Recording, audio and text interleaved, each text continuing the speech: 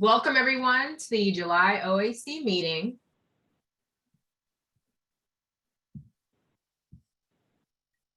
I would like to let everyone know this meeting is being recorded. The meeting is recorded and will be made available later this week on DNR's website. I'm going to go over the agenda.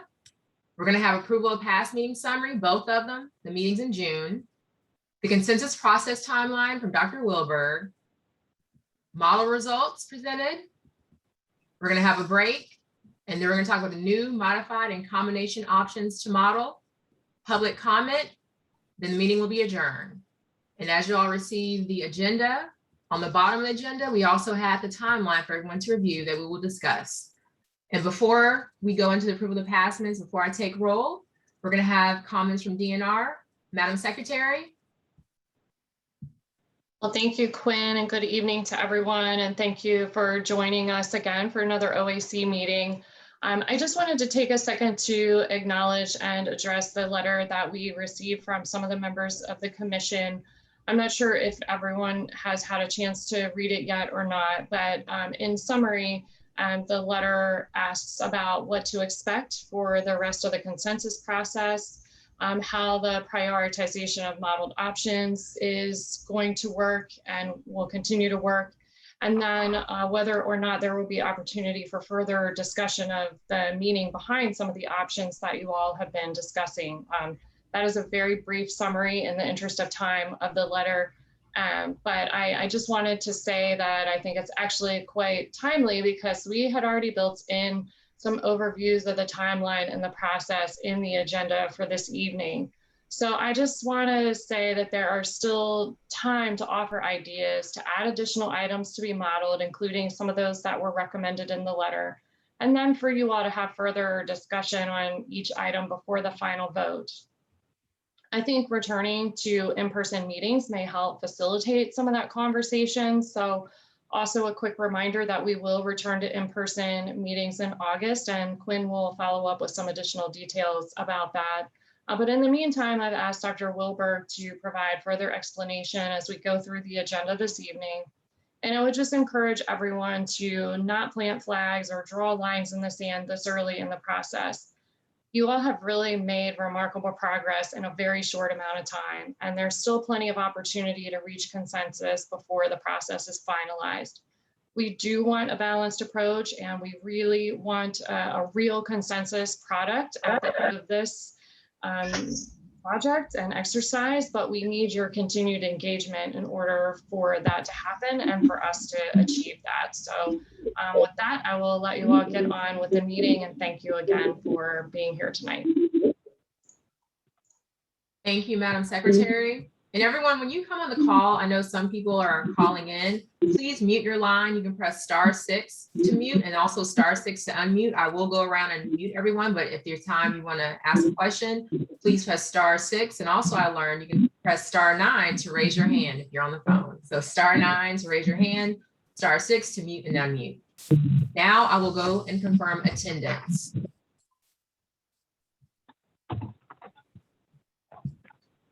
Commissioner Bradley, are you present? Commissioner Bradley? Commissioner Brown is present. Commissioner Breyer is present. Commissioner Busick, are you present? Commissioner Busick? I'm here. Thank you. Commissioner Colden, are you present? Commissioner Colden? Present. Thank you. Commissioner Cover, are you present? Commissioner Cover? Commissioner Cox, are you present? Cover's present. Thank you. Commissioner Cox, are you present? Commissioner Cox?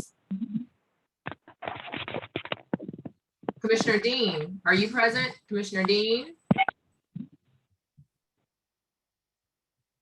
Commissioner Fithian, are you present? Commissioner Fithian? I'm here. Thank you. Commissioner Fowler, are you present? Commissioner Fowler? Commissioner Harrison's present. Commissioner Iliff, are you present? Commissioner Iliff? Hello, I'm here. Thank you. Commissioner Kanaki, are you present? Commissioner Kanaki, I see you. You're present. Thank you. Commissioner Lane, are you present? Commissioner Lane? I believe his proxy is coming online. He just texted me, so Commissioner Height will probably be online for Commissioner Lane. Commissioner Leggett, are you present? Commissioner Leggett?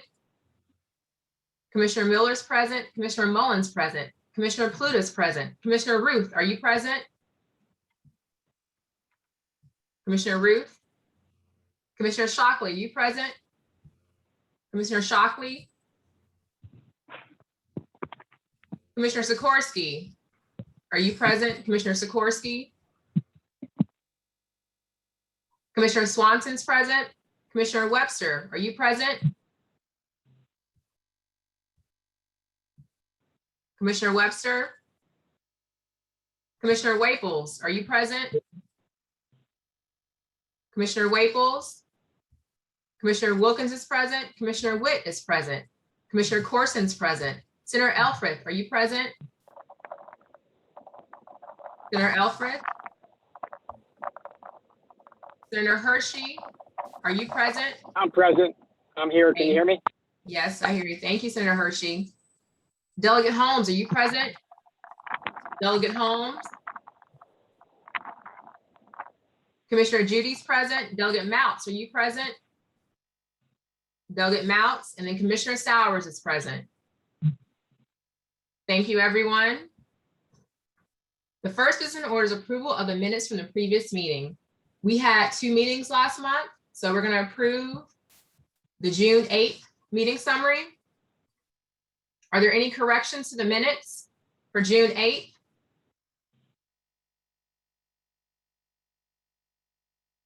There being no corrections? No.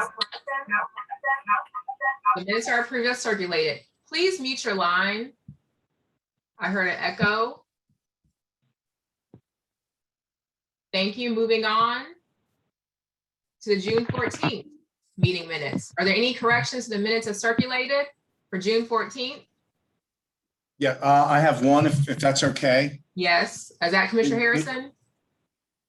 Commissioner Mullen. Okay, Commissioner Mullen, yes. Just the second to last page under public comment, Commissioner Brown and Commissioner Sikorsky discussed harvesting of oysters and regulations.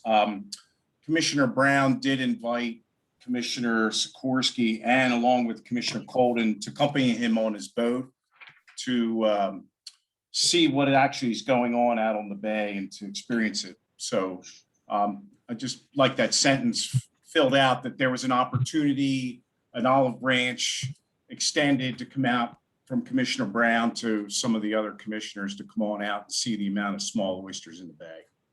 Thank you. Thank you. I will update that and recirculate the meeting minutes. I will definitely update that. Any other comments?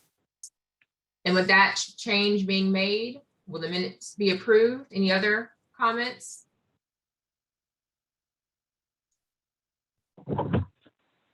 With that update being made, the minutes are approved and I will recirculate them. Our next item on the agenda will be consensus process timeline. Dr. Wilberg. Thank you, Quinn. We're starting to get towards the end of the process. Our report is due in the beginning of December.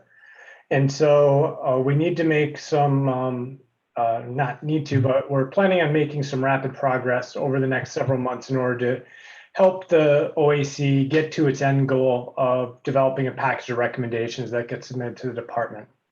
And so between now and through August, we're planning on getting your feedback on what new options to try and run in the model.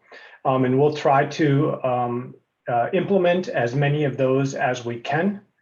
But once we get kind of through the August meeting, we're planning on transitioning from running options through the model to having recommendations being crafted by the commission with the goal of having a first draft of the commission's report in October and then finalize that draft package of finalize that package of recommendations in November, such that again, the final deadline for this is to have the report completed on December 1st. So I guess, are there any questions about the timeline?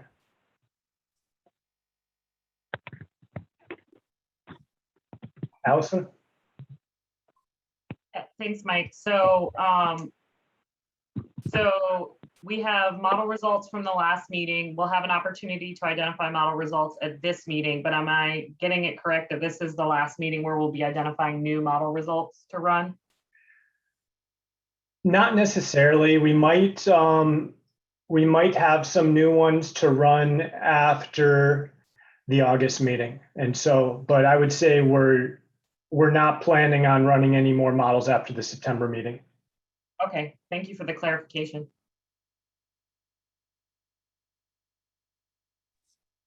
Commissioner Iliff has a question. Hi, yeah, thanks.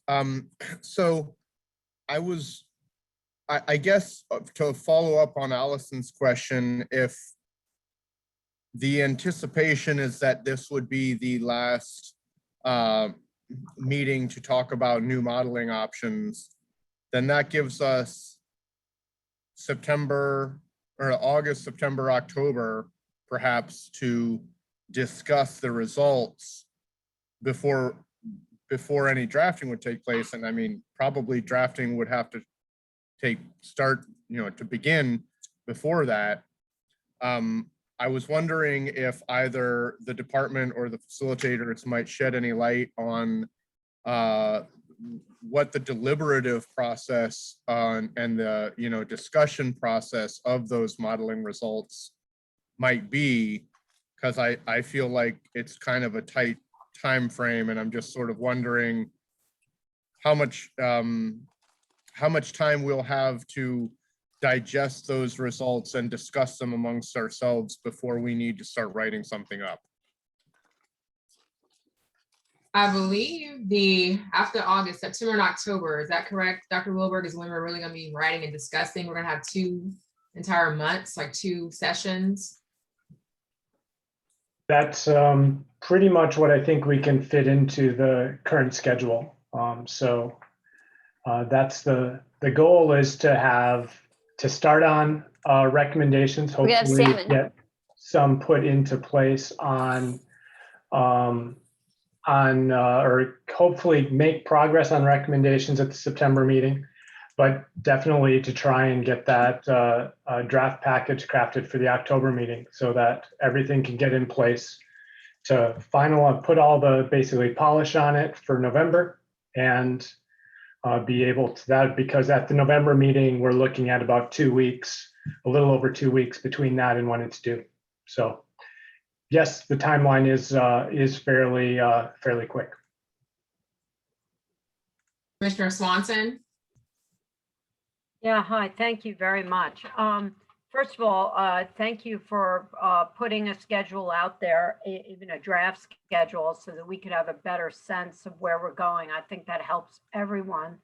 My question has to do with the selection of the model runs. So, we referred back to some work that the group did in July, and I was not at the July meeting, but I did not see a list of sort of the model runs that we had landed on that we would in fact be doing.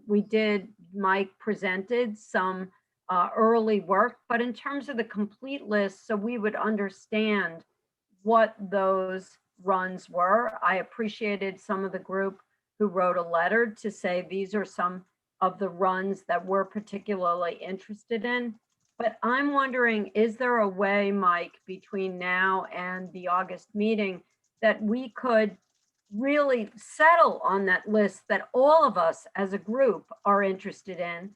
And then the sequel question to that is, how will the process work as we begin to mix and match the results of those runs?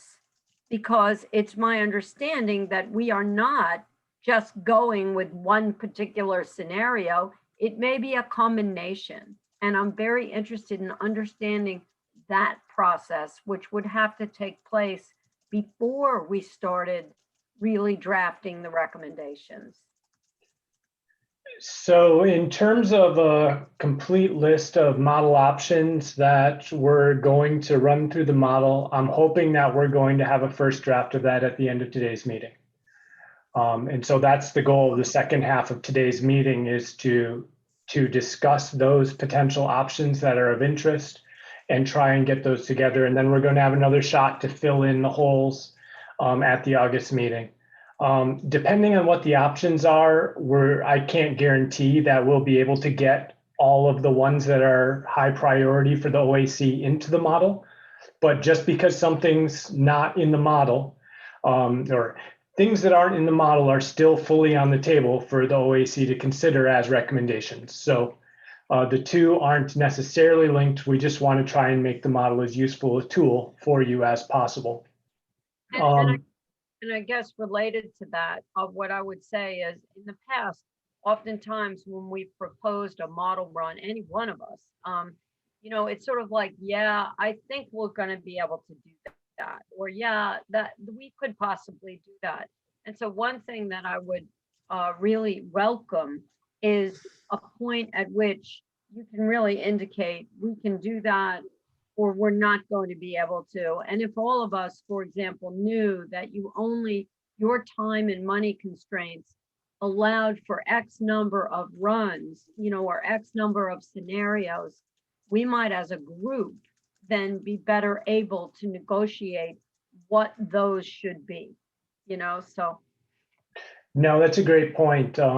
I expect that we'll be able to do somewhere in the neighborhood of about twice as many as we've already done. Probably not more than 3 times as many as what you're going to see today. So we probably have a total of somewhere between 10 and 20 more options that we can consider in the model. Thank you. Commissioner Isla placed a question or comment in the chat. And then Commissioner Breyer has a question. Commissioner Isla, did you want to read what you wrote in the chat for people who are on the phone? Sure. I just wrote it in the chat because I had already spoken, but I just wanted to say 6 hours, this is a very weighty topic with a lot of ins and outs. And if we're going to give it the consideration that it merits, then I think we should be really careful and circumspect about what we say. And if there is somebody that says something that you agree with, and you might feel like you could phrase it a different way, maybe just sit that one out instead of saying, I agree with the last person, because it seems like we're going to be pretty pinched. Thank you, Commissioner Breyer. And as a reminder, people who are on the phone, commissioners on the phone, please dial *6 to unmute yourself. *6 if you'd like to speak. Commissioner Breyer. Thank you, Quinn. Thank you, Mike. Very much appreciate the detail that you're giving us. And I think it was part of what we were looking for in the letter. And Jeannie, thanks for your opening comments. I think the timing tonight was good. It was a good overlap of issues that we were working on here. Mike, I wanted to ask a little bit more about, and this may not be in your space, this may be more in the space, Quinn, of you and Memo, but once we have these runs, to Ann's second question, how might we start to deliberate on the multiple combinations? And I'm curious in particular from anyone who participated in the Oyster Futures process in the Chop Tank, whether there are lessons that we can learn from that process in deliberation and combinations of scenarios that might be helpful. I'll work with Memo, but then also with Dr. North and Dr. Wilbur to make sure that the same type of information people receive from Oyster Futures, that we also convey that so that you all have time to see the different options, and probably will receive more correspondence from me coming out in the next few months regarding this. So when we do put the package together, everyone is clear. So I'll work with Dr. Wilbur and Dr. North to facilitate that. Thanks, Quinn. Well, sorry, Mike, one more comment that I just forgot about.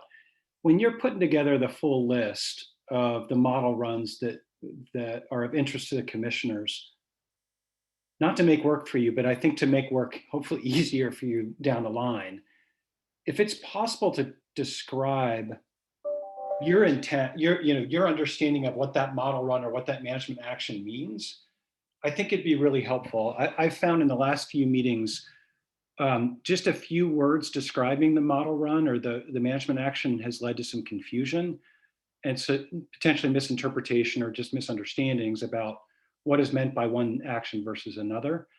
So to the degree that we can be specific about what the management action does or doesn't do, and spatially where that might occur, I think it's going to allow commissioners to both understand one another better, as well as to potentially evaluate sub options and the like, which we started to do with a few of the management options, but not all of them. No, it's a really good point, and it's one of the ones we are part of the information packet you received today before the meeting was towards trying to do exactly that and be more clear about exactly what the management options are doing. And so hopefully, well, you will see more of that for the next meeting. It's just been a pretty tight schedule to try and get all the information pushed out to you between trying to get the model up and running. And so we've prioritized put the modeling up and getting the model up and running over giving you documentation about exactly what we're doing, but obviously that's important as well. So yeah, totally. We're going to be trying to do it. And that's one of the things that constrains the number of options we can look at in the future as well. Yeah, thank you, Mike. I appreciate that. Commissioner Harrison? Yes, as a member of the last OAC or Oyster Futures, one thing that we tried to stay away from was stuff that was, that we just knew that we would never be able to afford either money or shell wise. And I think that's the way we should go forward. I see one in the letter here. It says regular restoration schedule for all sanctuaries, planting spatter shell and or substrate in existing oyster sanctuaries, or planting substrate in existing oyster sanctuaries. That is 51 sanctuaries. So if we went with just that, we wouldn't be able to afford to do anything else or have the shell or substrate to do anything else. So some of those are the type of things that we tried to steer away from, that we knew, that we wouldn't be able to do physically. So. Thank you, Commissioner Harrison. The next business in order will be the model results from Dr. Wilberg. Everyone, please hold your questions and comments until the end of the presentation.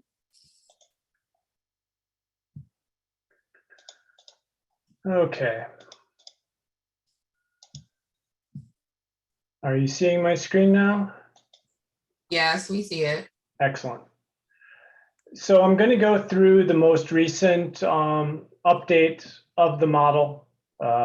What I can say about this is we didn't get quite as far as we wanted to, but the points that we're going to show you are options that we think we have fully together, and we've made a lot of progress in getting we fixed a lot of the issues that we had identified earlier. And so we're in a good place to finish out the rest of the modeling for this.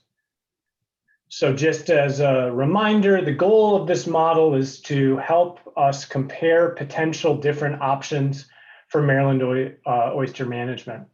And so essentially we take these options that we have, we put them through the simulation model that tries to describe what we believe we understand about oyster dynamics. And then the model outputs some of the things that we're interested in. So things like how many oysters are out there, the abundance, or how much harvest is there, how much revenue is generated by that harvest, and so on. And so this model is one, in order to do this and try and get a model that we believe is finely tuned to describing the oyster population of Maryland, we fit the model to estimates of oyster abundance from the stock assessment, as well as the harvest data. And then we use that model to project forward with those parameters we estimated, so that it's able to describe the past, as well as hopefully then be able to describe the future. So I just want to run through some of the changes we've made to the model since you saw it last. We went through and updated the model using the most recent stock assessment results. So now the model is current through all the information we have that goes through March 2021. So we put in a lot of effort to try and make the model as recent as possible. There were some issues in some of the previous runs that you saw with the amount and timing of plantings. Those have all been fixed. We corrected issues with some of the bars were open when they should be sanctuary and vice versa. I believe we've corrected all of those issues. We discussed in at least the small group meetings about what natural mortality might look like going forward, and we've settled on using the natural mortality rates from 2005 to 2020 in order to forecast forward, which means that the events like we saw in the late 1990s and the very early 2000s won't be included in the model. And then we also updated the recruitment forecasting in the model, or the SPAT set forecasting. So we've been pretty busy over the last month plus trying to get this all worked out. So I want to show you some of the new fits as well as what some of these trends look like, so you know what the point is we're starting from.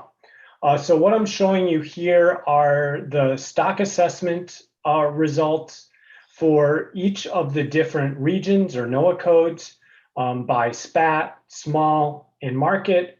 And the model is fitting the oyster consensus model is fitting the stock assessment estimates just as well, if not better than what it was before. The main thing I want you to look at is that we now have this higher SPAT set in the most recent year to reflect the good SPAT set that we observed last year. So that is now pretty much, you can think of that as the starting point that the model is going to use going forward. We see that in many, but not all of the NOAA codes. And so some areas, it's the highest that's been observed in the time series. But in other areas, like the Miles River or Pocomoke Sound, there wasn't a major SPAT set like there was in some other ones. But overall, again, the oyster consensus model is able to describe the abundance estimates from the stock assessment quite well. And I'll just slowly fit through these. You can see in some of the places where we actually have really high SPAT sets that are kind of off the charts from what had previously been observed.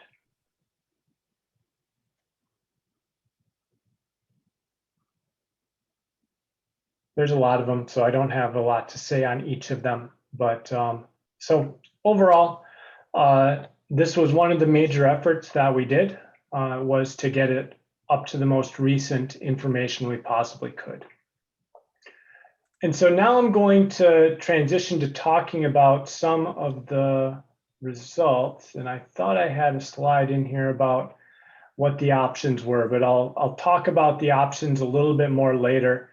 And so we're going to look at results of each of what I call performance measures going forward. So these are the things that were largely in the bill that set up this process in order to describe what we're trying to achieve with oysters. So one of those is oyster abundance. And so what the forecasts do is, in the case of what I'm going to show you, we ran 100 simulations of each option. And what we're showing you is the midpoint is the line. And so in this case, that would be the middle, the 50th percentile of the results from the runs, and the shaded areas will show you how much variability there is.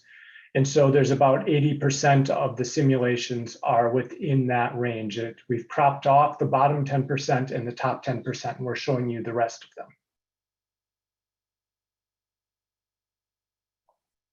So I'm going to start off, we're always, or typically, we start off with the status quo. And this is the question of, what do we expect to happen under current management? So if we continue current management forward, what do we expect to happen, or what's our best estimates of what would happen?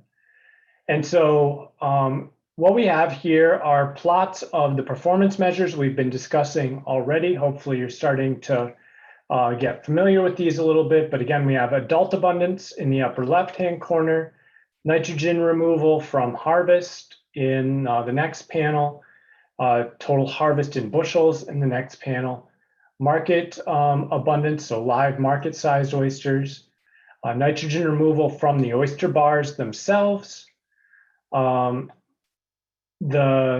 fraction of the time that a NOAA code is above the harvest rate limit, a fraction of the time a NOAA code's above the harvest rate target. And so if it's above the limit, that also means it's above the target. The amount of harvest revenue, so this is the dollar value, dockside value generated by the fishery, the amount of surface shell present, and the fraction of NOAA codes that are below their minimum abundance limit. So these are all ones for the status quo scenario, which basically says, let's keep in place the regulations that were in place last year. And for these, what the model suggests is that adult abundance will decline somewhat from these. These results are starting for 2022. So next year is the first year of the forecast that I'm showing you these for. And so next year, all the oysters that were spat will have become adults by then, but the model says, doesn't expect that trend of increase to continue. It expects the abundance to come back down to about what it was before that, which was about, what's that, about 1 billion adult oysters. For nitrogen removal, it's a similar story. This is nitrogen removal from the harvest. Well, let's look at the harvest first. For harvest, the model expects there to be an uptick in harvest over the next several years, and then a decline back down to about 125,000 bushels of harvest per year. Notice that the range in any given year could be anywhere from about 50,000 bushels up to about 500,000 bushels or more in some years. Market abundance largely is following the same pattern as adult abundance, only it's lagged a little bit. So here we see the increase of the big spat set that we had this year, them growing into market-sized oysters, and then the model thinks they're going to decline back down to about the abundance they were at before. So it doesn't expect that to fuel future spat sets. For let's see, which other ones? The other two main ones we have are nitrogen removal on oyster bars and surface shell. So for nitrogen removal, the model expects that to remain fairly steady. And for the amount of surface shell, the model expects that to decline over time. The fraction of regions where the harvest rate is above the limit is expected to continue around about 30% of the NOAA codes in any given year, although it is declining a bit over time. And the number that are above the harvest target rate are also declining over time, but between 40 to 30%. And the last one is that the model expects that there will be an increase in the number of areas that will be under their minimum abundance threshold over time to where about 20% of the areas are below their minimum abundance threshold after 25 years.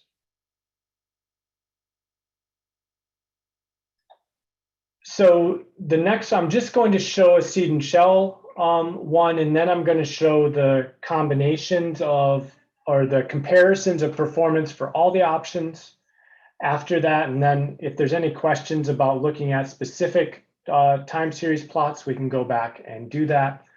For the seed and shell option, what this is doing is it's implementing the amount of shell and the amount of natural seed are being planted in similar locations at similar frequencies to what was done during 1991 to 2006 in the smaller iteration of the seed and shell program. And so what that means is that there's about somewhere on the order of 2.5 million bushels of shell planted every year.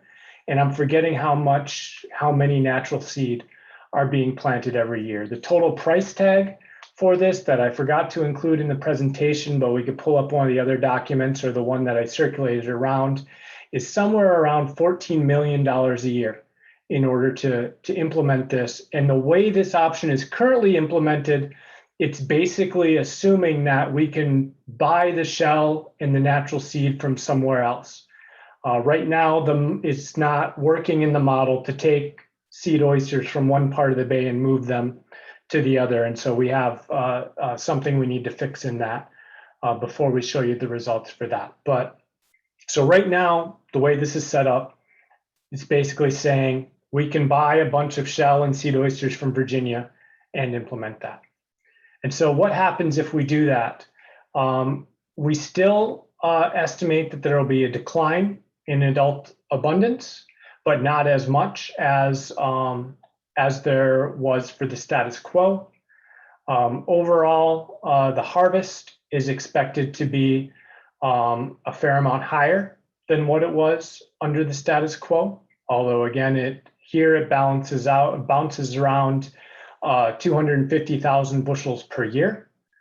For market abundance, we expect to see an increase associated with those recent spat sets, a little bit of a decrease in leveling off.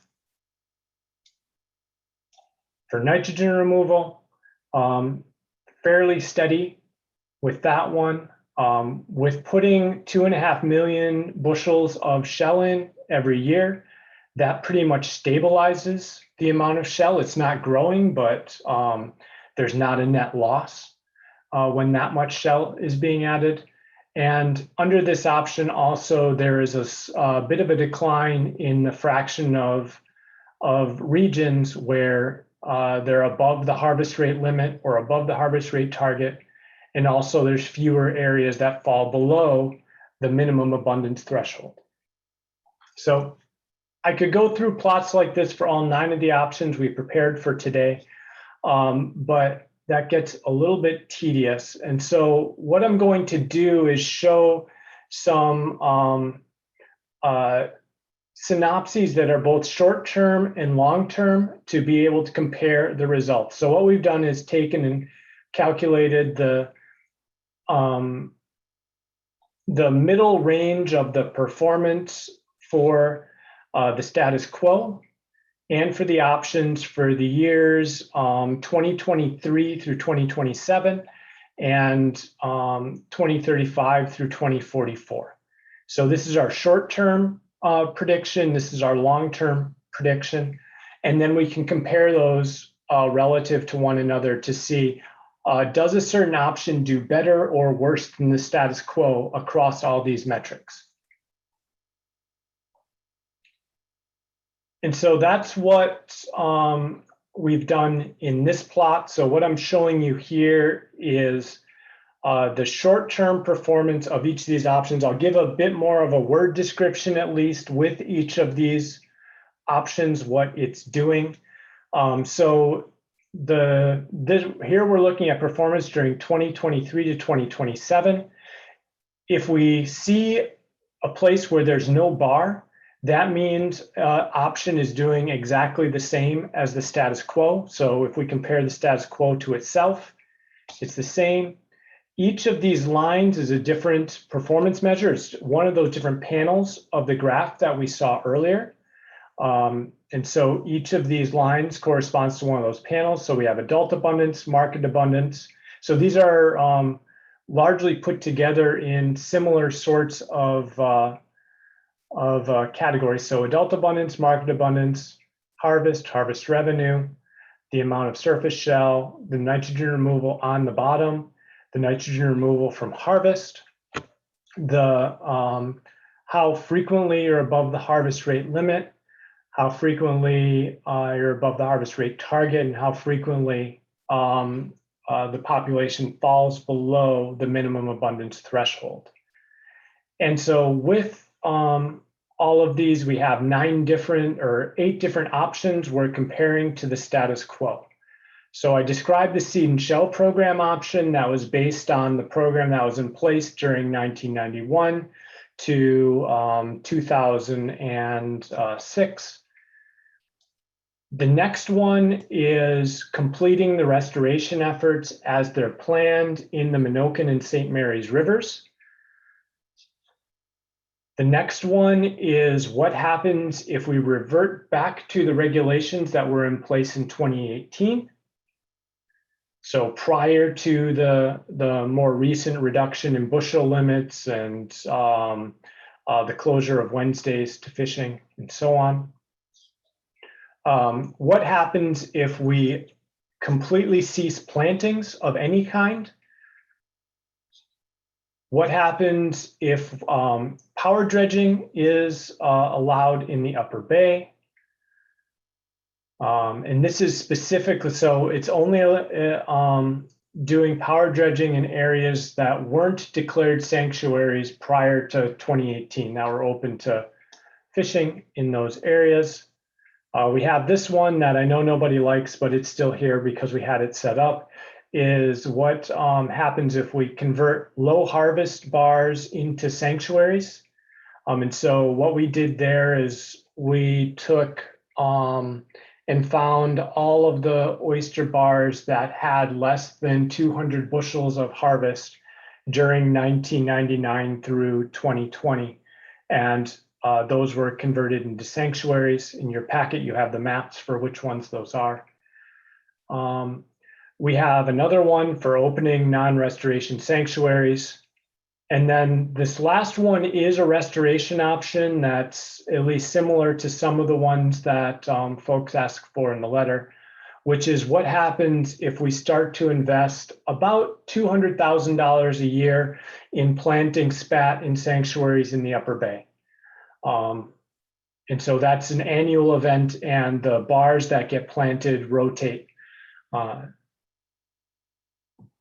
So let's take a look at these graphs and see what they look like, because I think these are the most informative, but they're fairly information dense. So for these top options, they're better than the status quo when they're on the red side. And for the bottom 3, they're better than the status quo when they're on the blue side.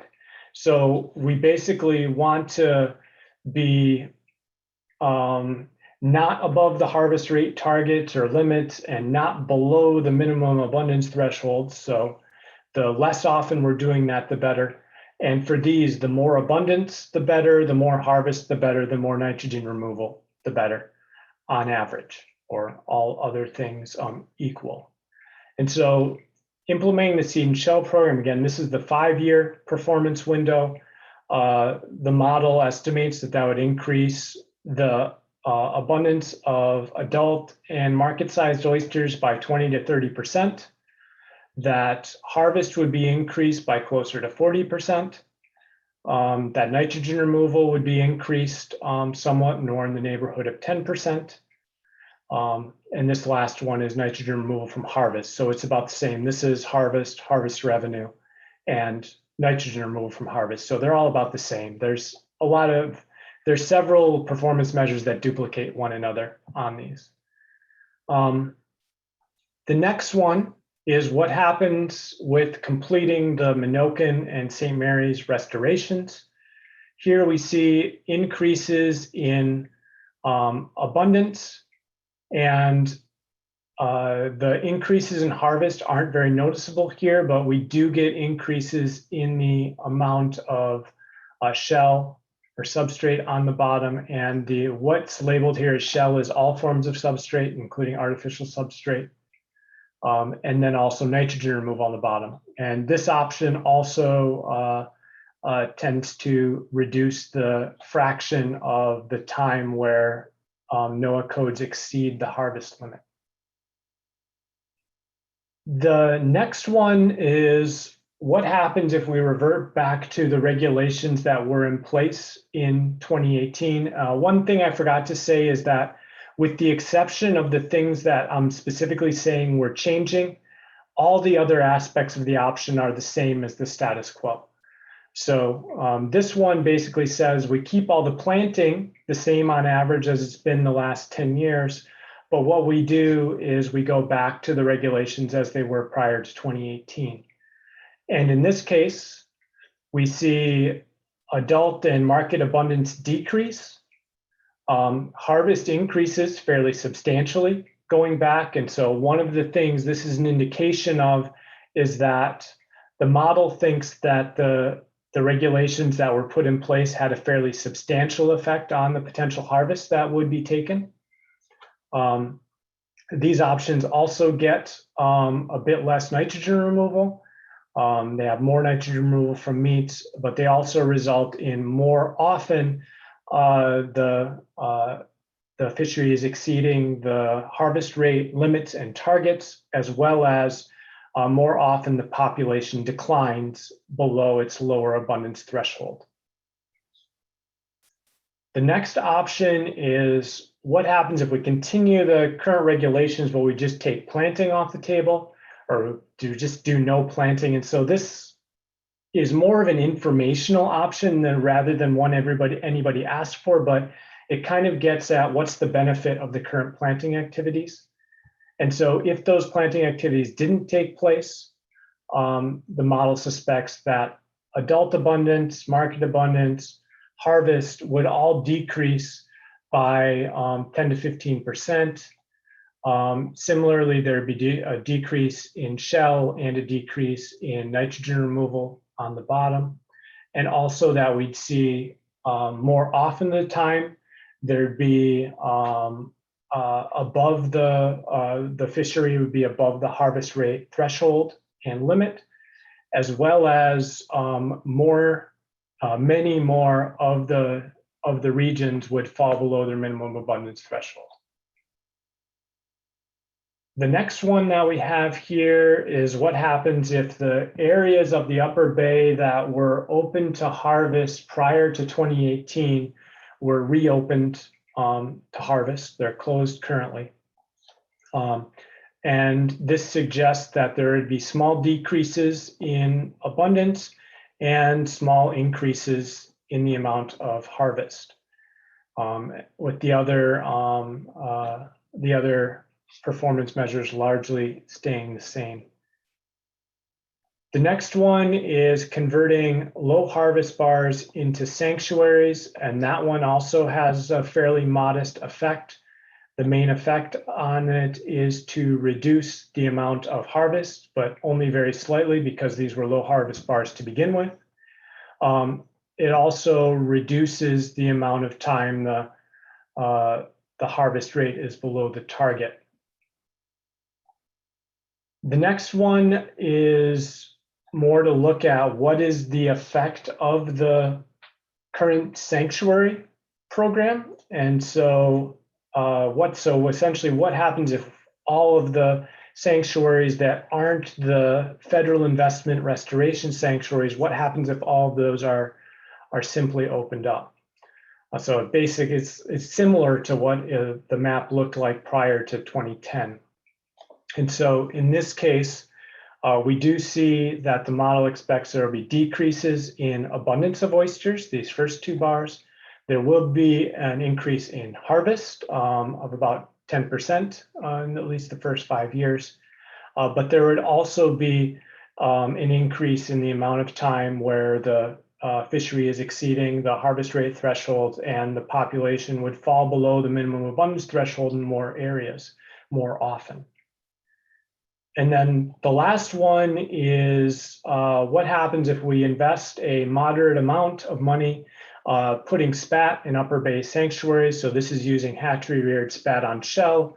Like I said, about $200,000 a year invested in this. And when we do that, the model is estimating that there will be a bit of an increase in abundance.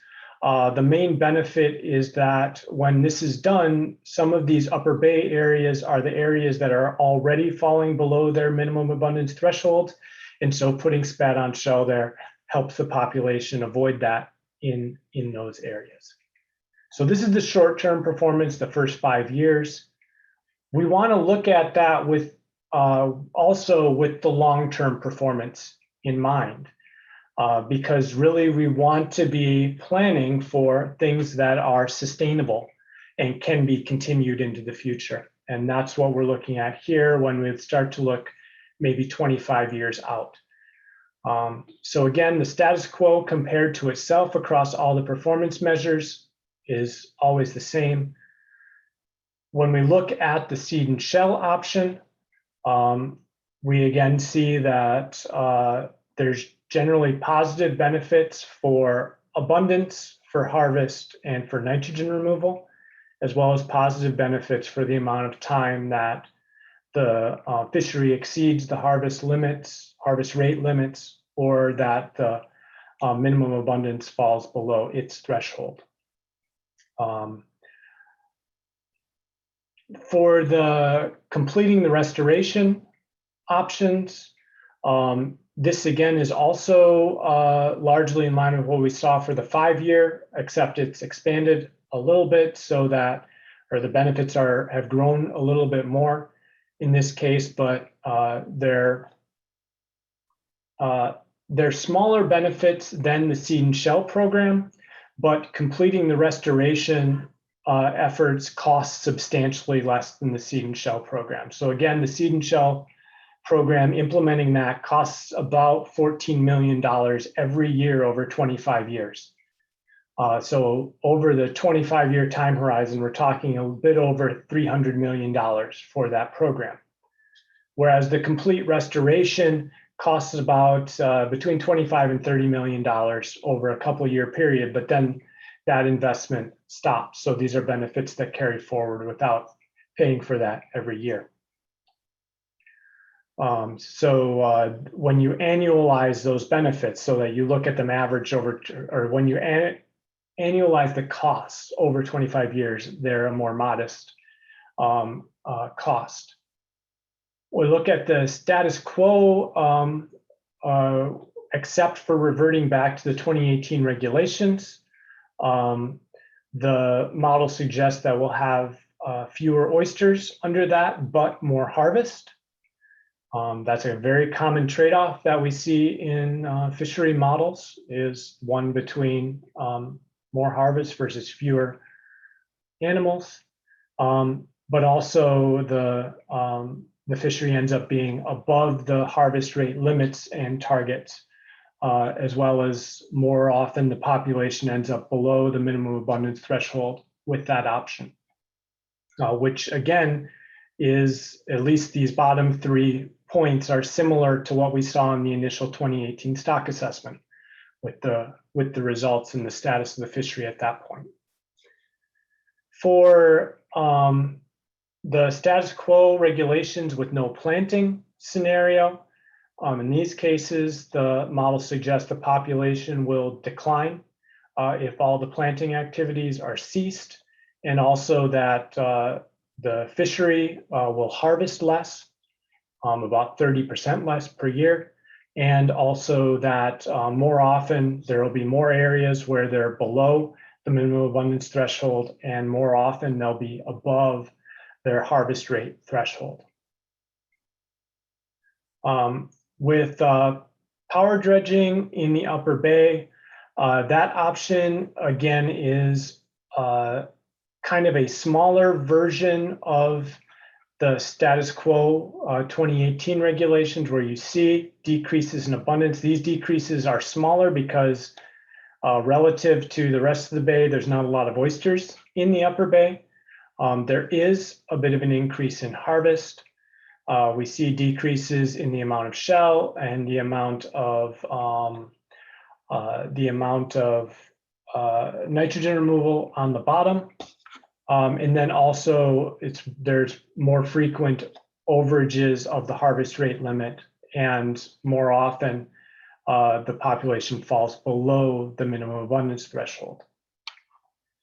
If we make more of the bay into sanctuaries, but the areas that are targeted for sanctuaries aren't very good habitat, or at least they wouldn't be protecting very many oysters now, those efforts would tend to increase abundance a small amount. They decrease the harvest by a small amount. And so this one has probably the smallest effect of any option. So my takeaway from this is that just making something a sanctuary doesn't make it an effective sanctuary. You can make sanctuaries that don't do much in the way of good. And so there needs to be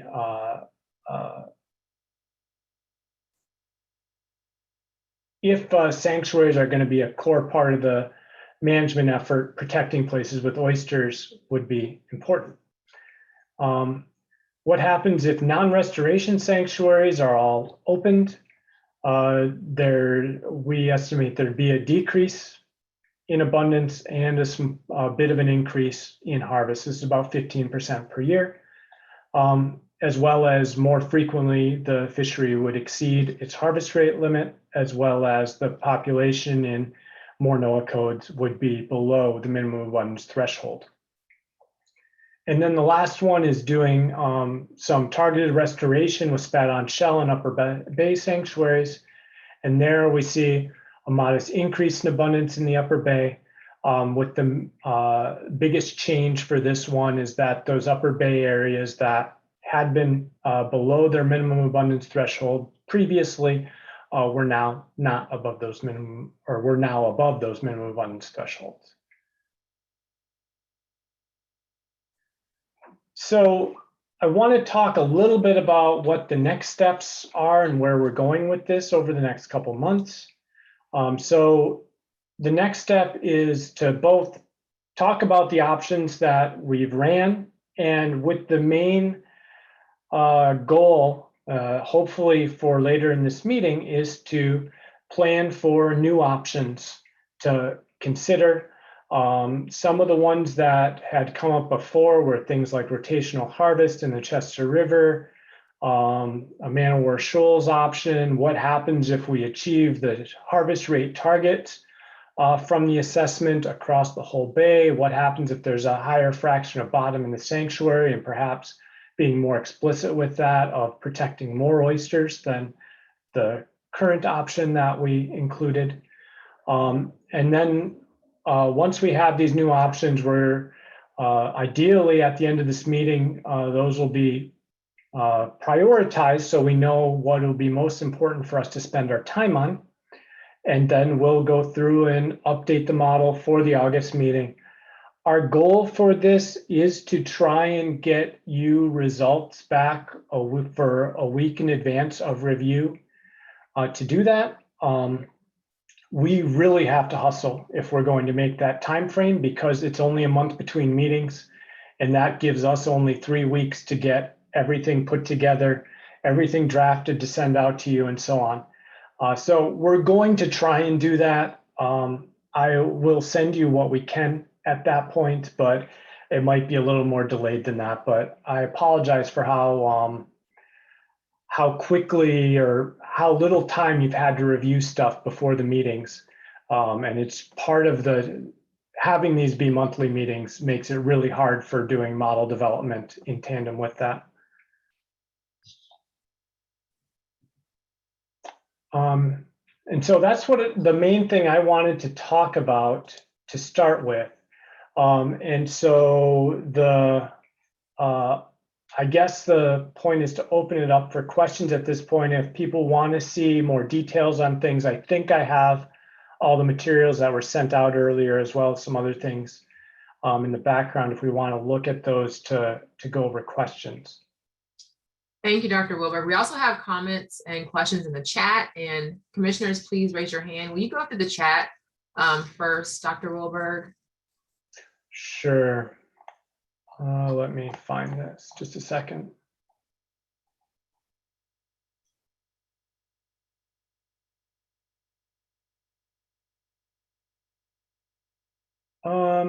So Tom was asking for a copy of the presentation.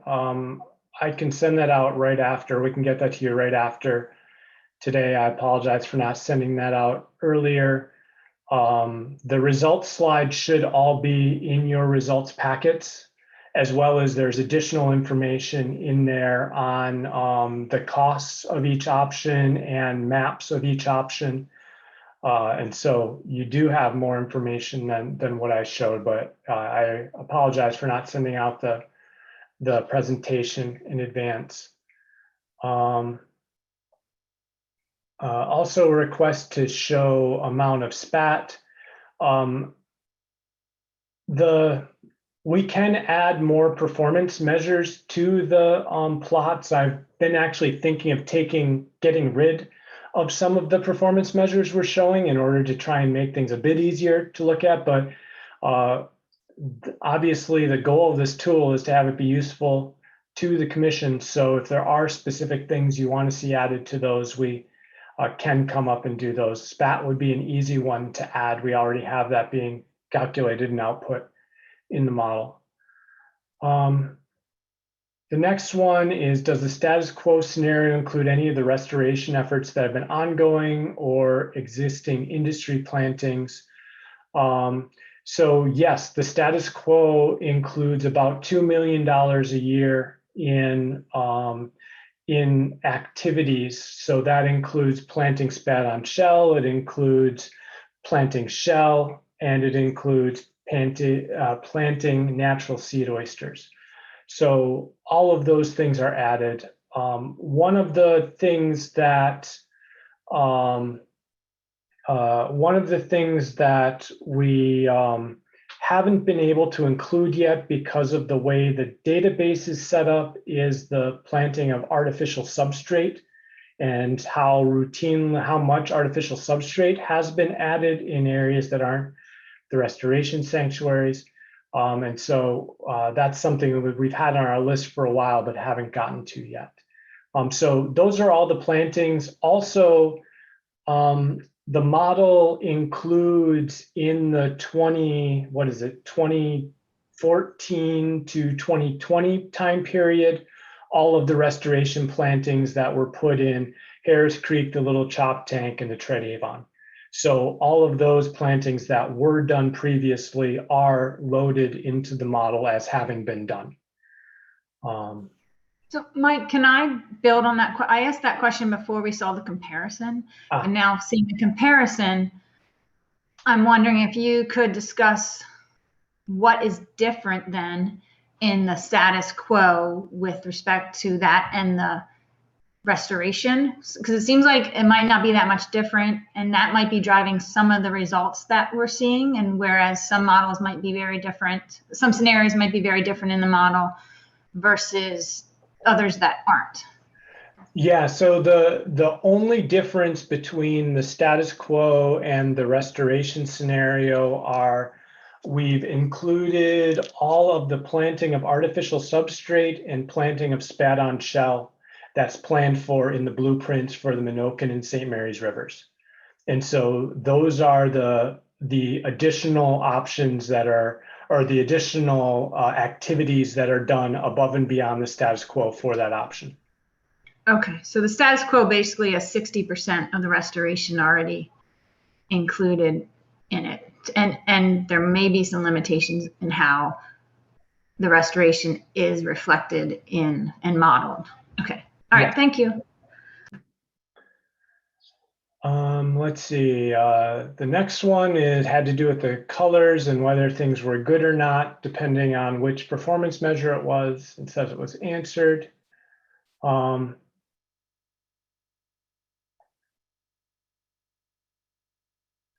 So the next question is, why is being above or below the target harvest rate a good or bad thing? If management's working as hoped, shouldn't we be above and below the target in equal measure? I would say that the oyster management is different than other fisheries that we typically work with, particularly federal fisheries, where there's a very strict cycle of get estimates of population size, set a catch quota, and then monitor the fishery relative to that catch quota and try and achieve it. Historically, that's not the way the oyster fishery has been managed. The management's been much looser in terms of kind of indirect effort controls of things like bushel limits and days allowed on the water and where and when and how long people are allowed to harvest for. And so I would expect some of those things to have a bit of a different response than what you might expect from, say, a federal fisheries management. So let's see. Similarly, the percent change in harvest above the limit isn't as important in whether it's above the limit in absolute terms. So yes, what that is, what I think you're asking with that one is the performance measure only says whether or not it's above the limit harvest mortality rate. It doesn't say how much it's above or whether it's right at it, which is important. It becomes pretty tricky to quantify that because remember, we're considering this for 36 different regions simultaneously because that's what we have harvest rate limits for. And so what that metric is in any given year, what fraction of the NOAA codes have harvest rates that are above the limit or above the target. And so trying to categorize how much they're above it would be tricky to do. And I haven't thought of a good way to do it, but I'm definitely open to suggestions. And what is the assumption about nitrogen loading to the bay over the next 25 years? Doesn't that affect nitrogen removal? I suspect it should affect nitrogen removal. The basic assumptions in the model right now are that for each amount of oysters in the bay, they're going to remove the same amount of nitrogen 25 years from now as they are now. If the amount of nitrogen being removed by the oyster community is less, if there's less nitrogen in the water, or more if there's more nitrogen in the water, then you're correct that would affect those nitrogen removal calculations. But right now, we're basically saying that all of the future nitrogen removal will be similar to what we're observing now on a per amount of oysters basis. The next question is, do the flag diagrams differentiate between harvest and restoration areas? Trying to understand if options that talk about removal of N via removal of meat is dependent on opening restoration areas.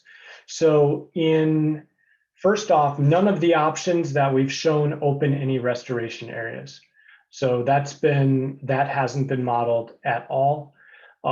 Here we're just talking about tallying the total. If we say we have 100,000 bushels of oysters harvested, we have the calculations built into the model to convert that into basically how much nitrogen is in the meats of those 100,000 bushels of oysters, and that's what's being accounted for.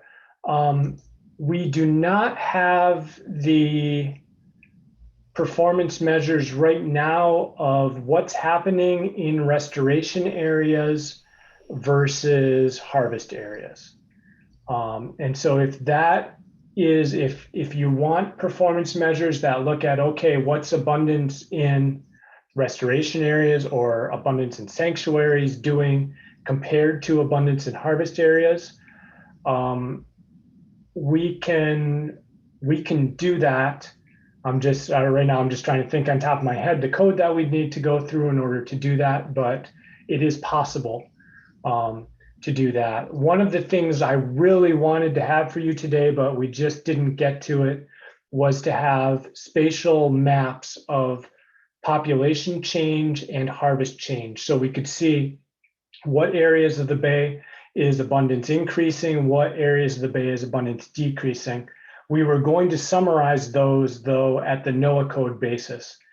And so if that's not a useful basis to look at them in or you want something that's even more granular, we could go all the way down to the bar level and make those plots, but a lot of the bars are pretty small, so it would be hard to see on a map what's actually happening with them. Hey, Mike, can I just add one quick follow on to that question? This Sure. is Sean. Thanks. Just in terms of thinking about the modeling going forward, I like the idea of somehow being able to provide a credit to industry to in the same way as perhaps you can get a credit for conservation.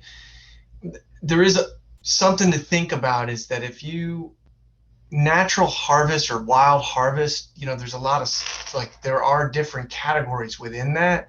So if you go out and just harvest an oyster that otherwise it was just born there on its own, natural spat set, and you leave it there for the rest of its life, it'll remove a certain amount of nitrogen. And then if you grab it out of the water, it will remove less, but you will capture a credit for that. Whereas if you put an oyster in there based on some seed and shell program or something like that, then maybe your tally is a little bit more accurate, because that's an oyster that might not otherwise have been there, and you can put it in there and incentivize removing it by getting a harvest credit. So it's just something to think about as the scenarios go forward, how we want to handle the relative benefit associated with any one of these scenarios related to nitrogen removal. Mm-hmm. No, that's a good point, and that's definitely one that I know we talked about at previous meetings, as well as they've been talking about in the BMP meeting. So we can definitely talk about trying to think about sort of nutrient credits associated with planted oysters for the fishery. Let's see here. I still have some more here. So sorry for the folks who have their hands up. At least you don't have to hold them up above your head, actually, physically. So the next question is, since we don't want to be above the harvest limit, shouldn't we use a third color to indicate that it's undesirable? And so, yeah, I've been thinking about actually changing those plots. So anytime you're on the right-hand side, it's beneficial, and anytime you're on the left-hand side, it's a negative. And so we can definitely try to come up with something that is more, you don't have, so you can just look at the plots and more easily say whether or not something's good or not without having to have it all memorized. Let's see, the next one is that it's important to note the scale of management investment varies substantially between many of these options. Yes, any of these options can be scaled to be larger or smaller than they already are. And so if you look in your information packet you were distributed earlier today, it does give you the total price tag over 25 years for each of these options, as well as it gives you an average price tag in each year for each of these options to give you some idea of what the size of each of these would be. Thank you. And now we're going to go to Commissioner Colden and then Commissioner Miller. Thank you, Quinn. Thanks, Mike, for that presentation. It's really helpful, and good to see some of these options again in detail. I wanted to go back to some of the changes to the model that you had discussed, and I hope that I can ask a couple questions on this topic, because I have a couple. So using natural mortality rates for 2005 to 2020. So I'm assuming the assumption there in picking those years is that we're sort of beyond the disease times. I mean, I have a little bit of a concern about just assuming that we won't experience higher rates of disease into the future. So yes, that is, the assumption is essentially that the mortality rates that we saw, particularly in 2001 and 2002, that we're very unlikely to see again. So the model can still generate extremely high mortality rates, but just that those particular years we saw extremely severe mortality across a very wide portion of Maryland, and that seems to be unlikely. And so the evidence I would give you for that, and I don't have the analyses to back this up on my fingertips right now, but for a given set of environmental conditions, or for the environmental conditions that were present in the real early 2000s, the current mortality rates we have observed when we have high salinities and droughts don't come anywhere near the mortality rates we observed back then. And so it does seem like something in the system has changed so that oysters are dying less when salinities still reach those higher levels, and so on. And so that's the justification for doing it. The plan has been to do another set of runs of the options once we have our set of options all together. That actually includes the full range of years to see how much the effectiveness of the different options depends on what those mortality rate scenarios are. Okay, so it'll be a part of a sensitivity run? Yep. Okay. What did you mean when you said that you updated the recruitment forecasting? So this was a small glitch that was in the model that we found when we updated it to the most recent year. The model hadn't been including the most recent year's recruitment when it was considering its forecast. And that actually mattered quite a bit when the most recent year was really different than the years before it. And so that was specifically what I meant by it. But what the model is doing more technically is it looks at how much better or worse recruitment is in all of the NOAA codes together and tries to project that pattern forward. I'm trying to say this in a way that makes any sense, and I'm failing. That we basically model the distribution of how much better or worse recruitment is than we would expect based solely on the number of adults. And that extra variability is probably largely driven by environmental variability in any given year. And so that variability is projected forward, but is based on all the previous years that are included in the model for that. And so it basically says, well, two areas that are close together are likely to have more similar good or bad spat sets in a given year, rather than they just be completely random. Thank you. And I have just one last quick question to clarify the complete restoration option. So this is now being implemented in the model on the same calendar that's laid out in the restoration blueprints. So in the short term, the St. Mary's would likely be completed for a year, or maybe completed in 2023. I'm not sure what the blueprint says. And then Minokin would be completed in the middle of that time frame under the short-term performance. So we're looking at like really short-term in terms of these being fully implemented, right? Yeah. In terms of the short-term performance, and I don't think right now we have it set up. We simplified things a little bit from the exact blueprint.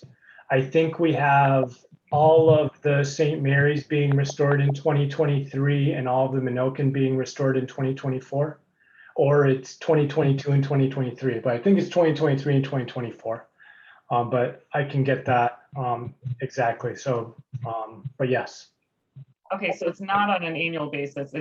It's all implemented in the model in the predicted end year of the actual work. Yeah, I think so. Okay, thank you.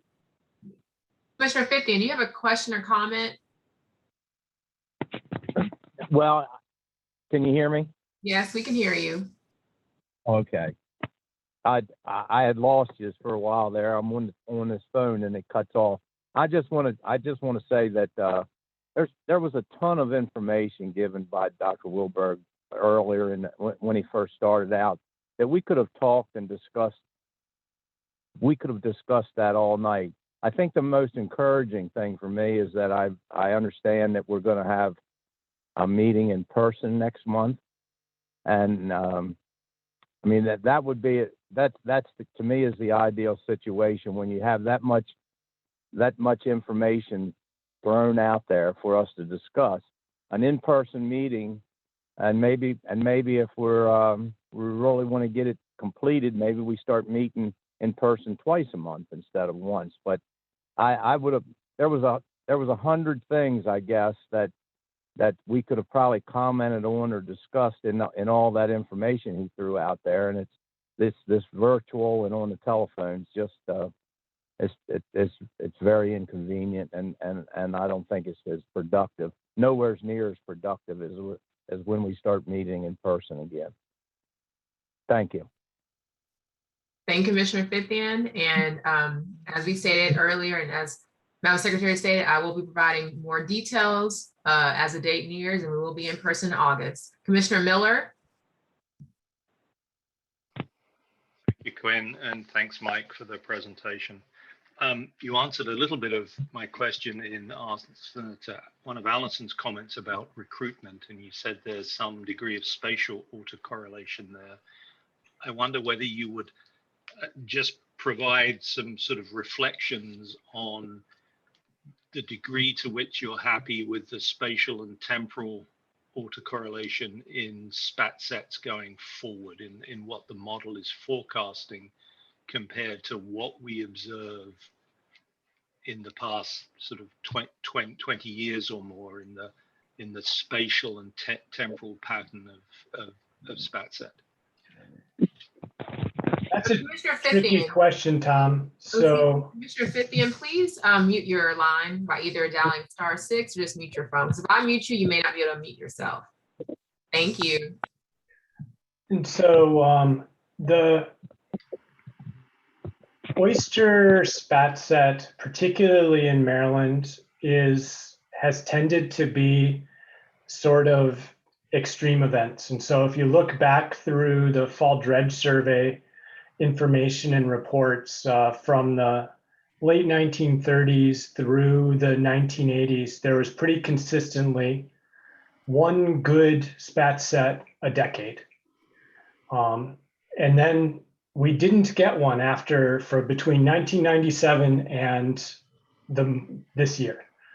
And so things have changed a little bit, and trying to forecast those kinds of extreme events is always challenging. So I'll just say that's my main reservation is I know that there's those sorts of extreme events.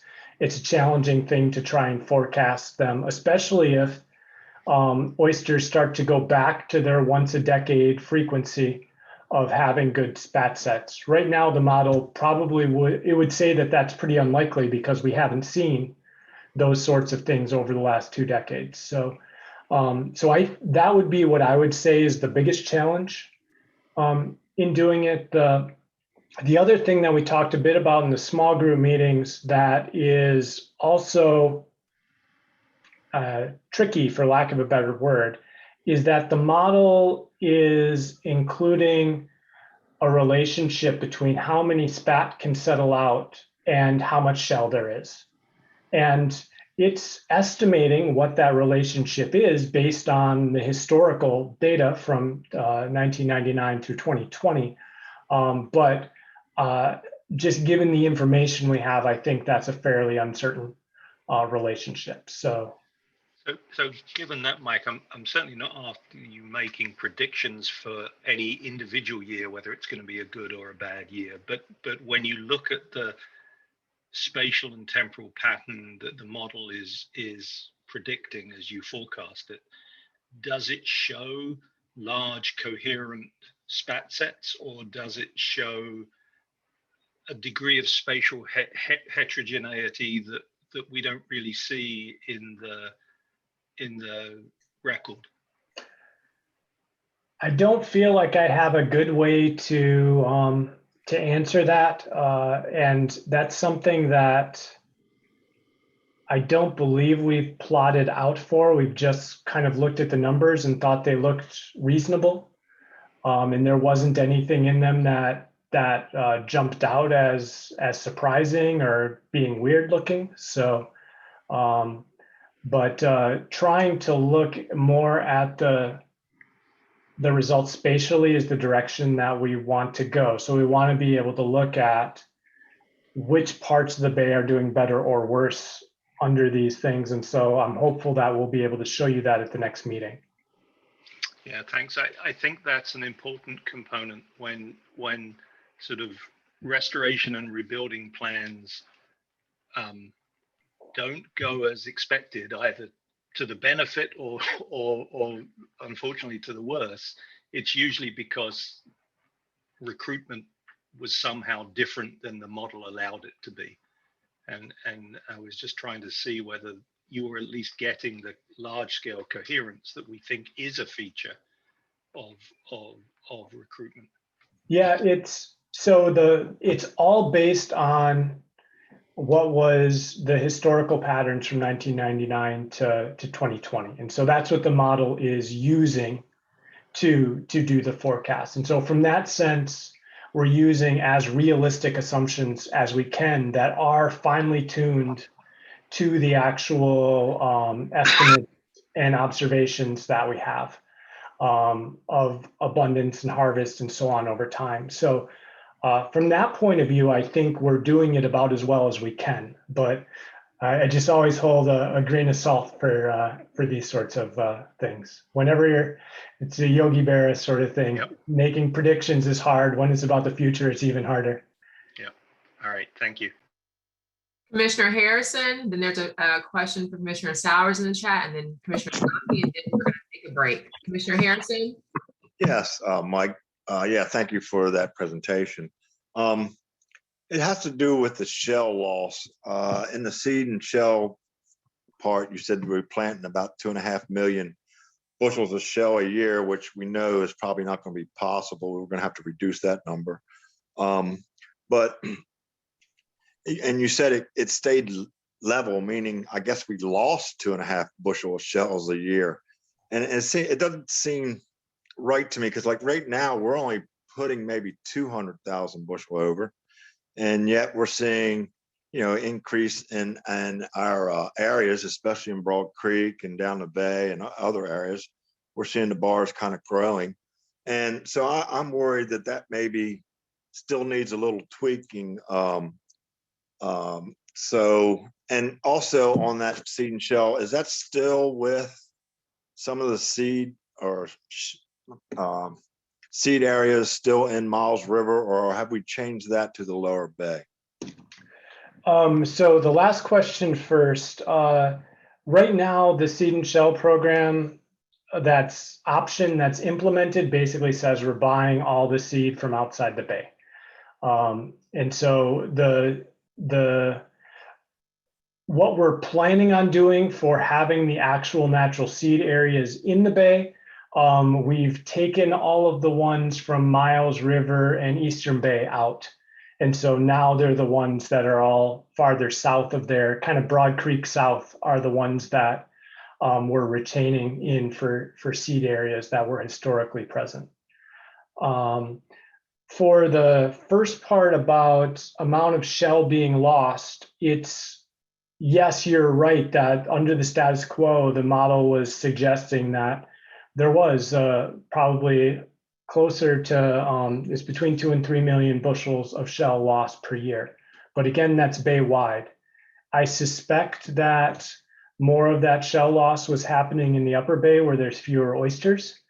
But yes, that is exactly what it was shown. And as we've talked about some before, trying to include shell in this model has been a particular challenge. And it's something that we've really tried to do the best we can in order to do that. But we recognize that both the information on shell and how shell is changing, particularly in different parts of the bay, is something we don't have a lot of information on. And I suspect that's the biggest weakness in the model right now. But at the same time, I think we've made huge strides in order to try and have more realistic shell in a model. And so this is, while it's still a challenge to do it, we're making progress on it. And I think we've done a better job than other oyster models that I'm aware of in how we do this. Okay, thank you then. Dr. Wilberg, there's a question in the chat from Commissioner Sowers, and then Commissioner Kanaki has a question. From Commissioner Sowers is, along with the monetary cost for each scenario, it'd be good to have the other costs, such as the amount of shell or spat on shell is needed.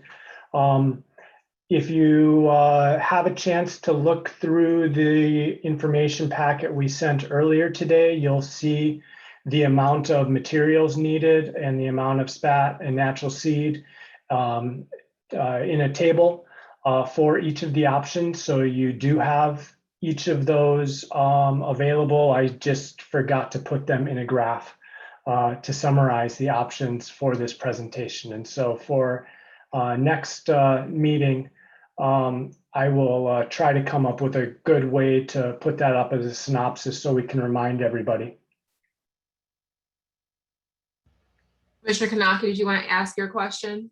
Yeah, thank you. Yeah, so just piggybacking on that, Mike, and then creating that synopsis, could you produce some of the financial metrics associated with each scenario? And I'm thinking about two in particular, Fisher revenues and how those revenues change as harvest changes, and then also how the nitrogen removal, benefits change. And I'm sure you're aware of some of the literature that monetizes that using different economic approaches or nutrient credit markets. So would that be possible as well to have a kind of a more clear, it's not a cost benefit analysis per se, but it's just monetizing both sides to kind of look at the aggregate, the costs of the management, and then the financial return, right?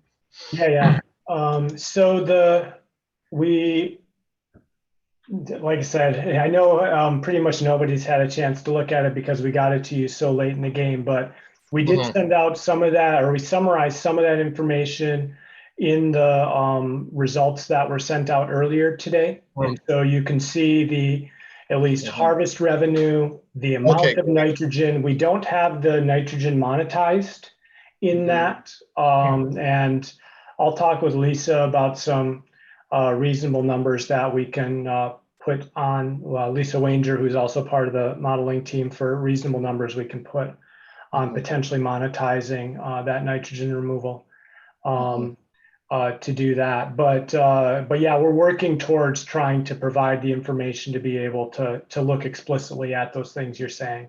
And so you can look at the difference between the status quo and what another option achieves as kind of the benefits that are achieved by that other option over what we're doing, and then look at how much different the cost structure is for it and make some balance estimate of, does this seem worth it or not? Excellent. Great. Thanks, Mike. Commissioner Colden has a last question before we go to break. When after I raised my hand, I realized that you said that Scott had the last word, so I appreciate it. Mike, something struck me that you just said with respect to the model, and I think information in general. You said the information on shell and how it's changing in the bay is one of our biggest challenges. So I'm just curious, I don't know if it's come up before at this commission, it's come up before in other meetings that I've attended, but trying to get a new bay bottom survey, comprehensive bay bottom survey, has been brought up before as a priority. I'm just wondering if you could speak to whether or not that would be a helpful recommendation from this group in terms of improving this model in the future. Would it be more helpful to have a comprehensive bay bottom survey that covers the entire bay? Or if it's more about how shell is changing over time, is it better to have smaller but more frequent, temporal measurements versus another, Maryland Bay Bottom survey a la the 70s and 80s? Right now, I would say that our current understanding of the state of the Bay Bottom is really out of date. And that's something we've really struggled with in terms of trying to put this model together. And so I think that's probably even more important than doing studies of looking at how the shell is changing over time in different places, although they are also important. I could see them coming largely from different efforts. Trying to do something like a Bay Bottom survey is such a huge effort that it's only been done twice before. So trying to do another one of those, I think, would be really beneficial for this sort of modeling effort. It was also one of the recommendations that we made for the 2018 stock assessment as well, as one of our top research recommendations that came out of that process. This reminds me of one of the many things I'm tardy on getting to you, is a list of potential research recommendations of things that we've come up with through building this model that you might consider making as recommendations. And so that's something that we will pull together by the September meeting so that we have our thoughts together on research recommendations that the OAC might be interested in considering. Thank you, Dr. Wilberg. Commissioner Colden. So I was just saying thanks to Mike for that answer. Thank you, everyone. Due to the time constraints, we're going to take a 5-minute break, not a 10-minute break, but a 5-minute break. So we will see everyone in 5 minutes.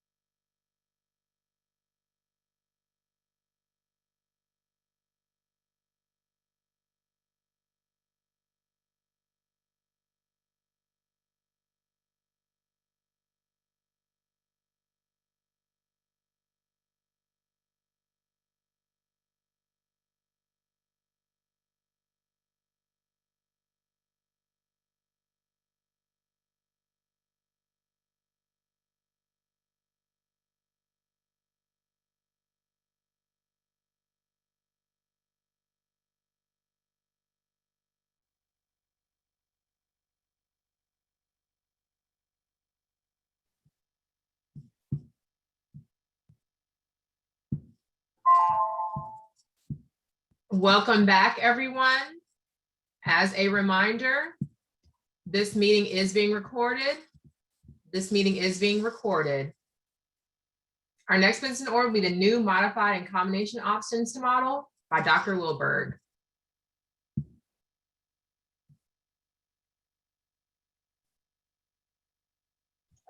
So this is basically where you've gotten to see what we've done before. Where we're going is to try and do more, incorporate more of the options you're actually interested in into the model so that we can try to estimate their potential performance. And so now is the time to potentially discuss, or is to discuss those options and hopefully prioritize which ones you're most interested in so that we have very explicit marching orders for how we go forward with this over the next month to 2 months. And we do have a question about going over how we're going to go over the results at the next meeting. I anticipate it will be something similar to what we did today, only as I said before, I'm hoping that we'll get the results to you a week in advance so that you have time to look over them before, but it's going to be tables of results and graphs similar to what I showed today, as well as some written explanation of what the options are that are being considered so that you have that information to kind of prepare for the next meeting. But we will be doing a review of it at the meeting as well. At least that's what I'm envisioning. Are there any comments and questions? So our objective is to develop a list of options to be modeled and have results shown at the August meeting. So we're basically combining different model options. So Dr. Wilberg definitely wants to discuss and have input. So if you have any questions or comment, please raise your hands or place your comment question in the chat. Any combinations you would like to see modeled? Commissioner Colden? Yeah, thanks. Is this new or only combined at this point? I think we can do either at this point. Okay. So one thing, and I'll just pluck this out of the letter since I was one of the signatories, and Jeff already brought this one up. With respect to a regular restoration schedule for non-restoration sanctuaries, I would be interested in seeing a 3 to 4 year planting schedule with spat on shell and or substrate. I don't know if there's the option to do both of those, but or the combination thereof. But I think that's sort of what I was thinking on that, and welcome others to weigh in if they would like to see a different schedule for that. So in terms of a price tag, can you say approximately how much you would like that to cost? And we can come up with something that would match that in terms of project size? I think we can go up to $14 million. Well, I don't know if that's the case, or can we do it just so that we would want to see like all of the named bars within a certain subset of sanctuaries? Like if you were to divide them all up into 4 or 5 regions or 4 or 5 cohorts? Or are you saying you think that that's already going to blow that out of the water?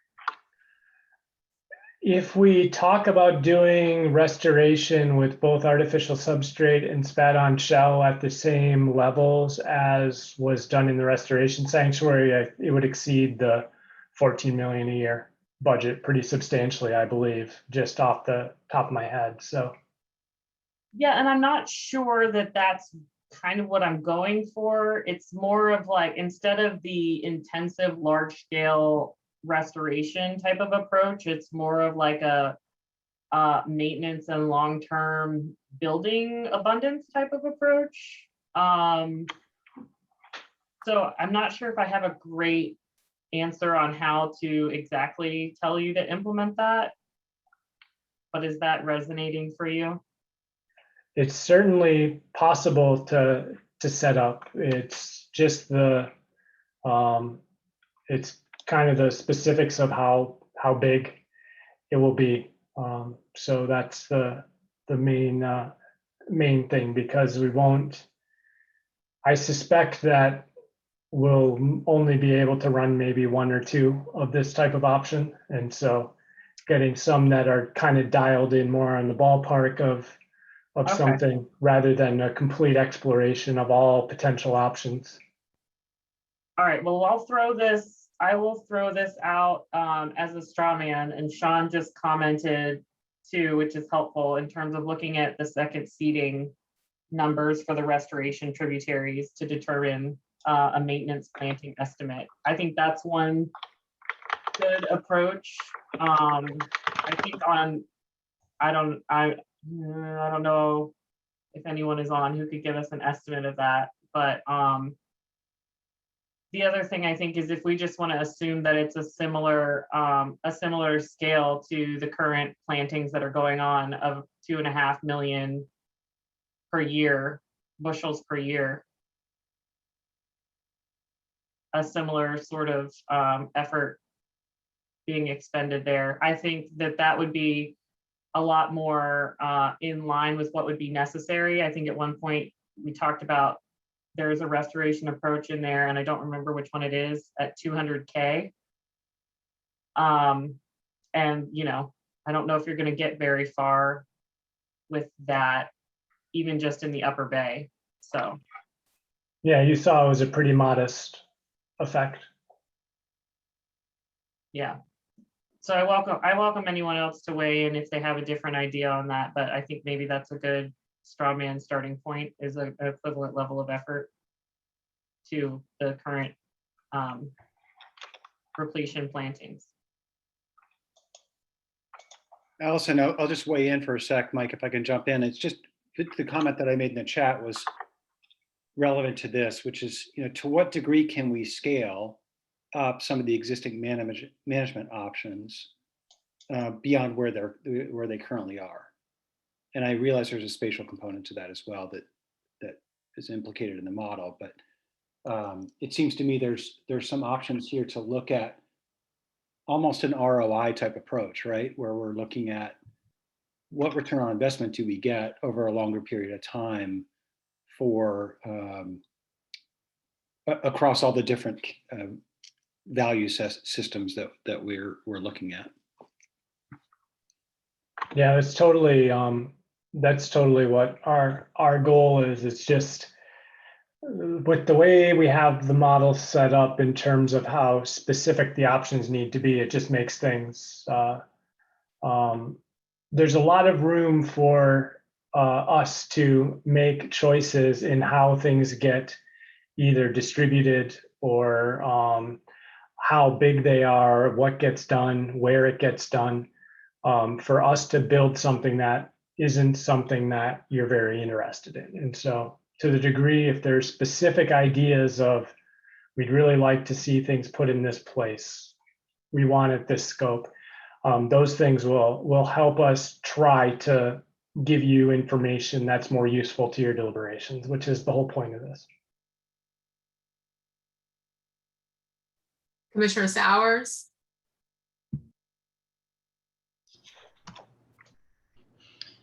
Yeah, hi. Mike, do we have any information that we could use to set up a tributary where it's a mixed use? So we have some sanctuary bars, source bars, and then harvest bars that are sink bars. And so we're modeling more of a network where those management measures are more, adjacent to each other. Now, I know why the sanctuary and the harvest areas now are aligned as they are, and there's some feasibility issues with maybe collating things. But from a perspective of how it would work in the model, and from an oyster perspective without other concerns, I'm wondering if we have the information and maybe it's selecting a tributary that has both sanctuary and harvest areas in it, or picking two tributaries that are side by side, where one's a sanctuary and one is a harvest area, and now making them both mix. So there's sanctuary in both and harvest areas in both. So I don't know, do we have anything in the model that would permit something to look, us to look at an approach like that? So absolutely, we can do that because we can control for every one of the 1,082 oyster bars in the model. We can control, is it open or closed? What gear is it open to? And then what sort of other activities in terms of planting happens on that bar. So essentially, any combination of things you can think of for that, or almost any combination of things you can think of for that, we can do, as well as we can rotate those options as well. That's part of it. We can include things where bars get open and closed. So rotational harvest sorts of activities as well as rotational planting activities. So something gets done regularly, like say, okay, we're going to plant this bar every 5 years. And so those sorts of options are all possible. So we can turn on and off features for bars, but we probably don't have the information to suggest which ones should be source bars, versus which ones are in reality sink bars. Like we don't have that type of information probably.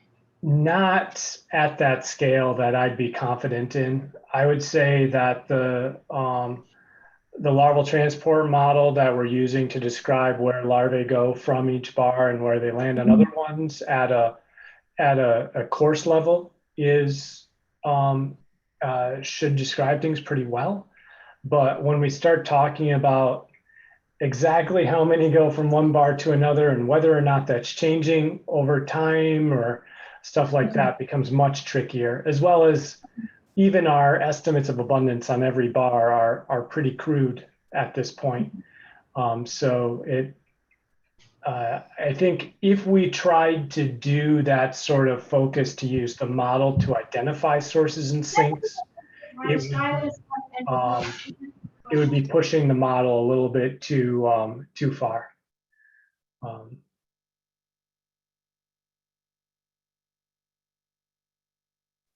Thank you, Commissioner Sowers. Any other comments or questions or options, combinations that we'd like to look at for the August meeting? Commissioner Swanson?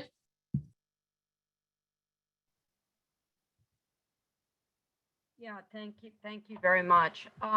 Just a couple of questions. One has to do with rotational harvest. Earlier, there was a mention that there had been talk about doing a rotational harvest run looking at the Chester. But I was also wondering if you wouldn't be doing rotational harvest looks at, across Maryland's waters and maybe at different time scales, whether it was, and I would, defer to also the watermen on this, but, do you look at a 3-year rotation? Do you look at a 4-year rotation? And again, this is just to see what the model is saying. The other thing is that the letter that was shared with us from a group of the commissioners that had a set of model runs, all of which to me made sense in the big picture as we look at a variety of different options. So I'm wondering, will that list be included? Have we now decided, okay, we're going to do those runs? So, in terms of doing rotational harvest for much bigger areas than just the Chester River, we absolutely have the capability to do that. It's just deciding how we do it. If it were of interest to the group, we could set up an option where all the public oyster bars are rotational harvest bars. And so they get open and closed every other year or every 3rd year or something like that. So we have the capability in the model to set that up and run it. It comes down to what the group is most interested in doing, because I suspect when we get close to the end of today, we're going to have a long list and then we're going to say, what are the top 10 of these the group is really interested in considering as potential recommendations? And that's where we'll focus our efforts. And if we get to the other ones after that, great, but we're going to try and get those top 10 down. I mean, I would certainly think that we should put it on the list to see if people, we should put all of the options that were included in the letter, but also, you know, this rotational harvest at different time scales on the list to see if everyone on the group wants to take a look at that.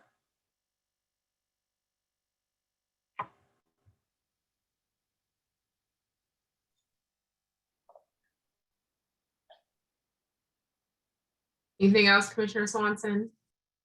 No, thank you very much. Commissioner Miller? So I just wanted to follow up on Anne's suggestion. And Mike, this is a question I suspect as much about data availability as it is about your ability to model it. There's obviously tremendous flexibility in how you could do rotational harvests that would give you nightmares to try and cover them all, of different frequencies, different. So one of the ones that would seem to me to be rational would be to base the rotation on some perception of abundance. That bars have different productivities and so may have different rotational schedules. Are the data available that you could do something like that, or are the oysters so sampled or catch not be a significant indicator of abundance that you really couldn't put it in place, even though you could model it, but we couldn't put it in place in terms of a management practice? So I think there's two different aspects to your question that I'm hearing. The first, the first part is, can we do a rotational harvest based on abundance of the bars? While it's possible to do that in the model, in practice, we don't have that kind of data in order to inform it. What I would rather suggest that if we're going to consider that sort of option, we use the historical harvest time series to identify as a proxy for what the potential is of different bars, and that then be used in that way if we're going to set it up like that. And then the other part is the practical side of these. It's like, yes, we can have some bars that are open and then open every other year, and the bars right next to them be open every 4 years. And we could base that on the historical harvest information as to how we set that up. But whether something like that is actually practical and enforceable is a completely different set of concerns, and those ones aren't really modelable. We can set up whatever we want in the model, but there's certain management actions that would just be a nightmare to ever try to implement and enforce and follow or anything like that. And I think that's a very valid issue that I think you know, the department could weigh in on terms of what they believe is feasible from a monitoring and enforcement point of view, and indeed the watermen as well could weigh in terms of the scale at which they believe rotational harvests are practical, and I would certainly be interested to hear both of those viewpoints.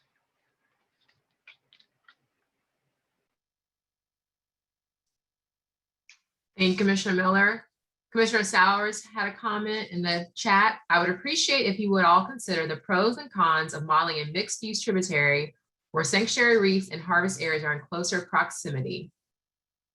Commissioner Colden.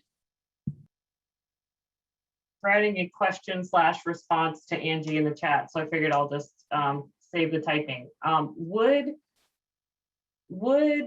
what Angie is interested in, and Angie, please chime in if I'm not capturing this. I think you're sort of envisioning a more integrated approach, but would like pulling out specifically the St. Mary's River, for example, sort of give us a scenario like that where you've got a restored sanctuary upstream and harvest area downstream in close proximity?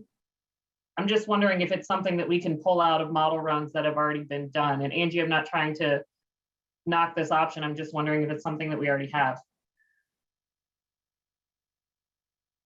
Yeah, So, St. Mary's might be an example, but I was definitely thinking of where they were even more integrated than that. But that might be a start. so if we do an option that is like the one that you originally suggested of doing some more substantial restoration efforts in most of the sanctuaries around the bay, I think we would achieve what Angie was suggesting to start with, which is you would have these patchworks of sanctuaries that have lots of oysters in them, and then harvest areas that are outside of those that potentially benefit from having those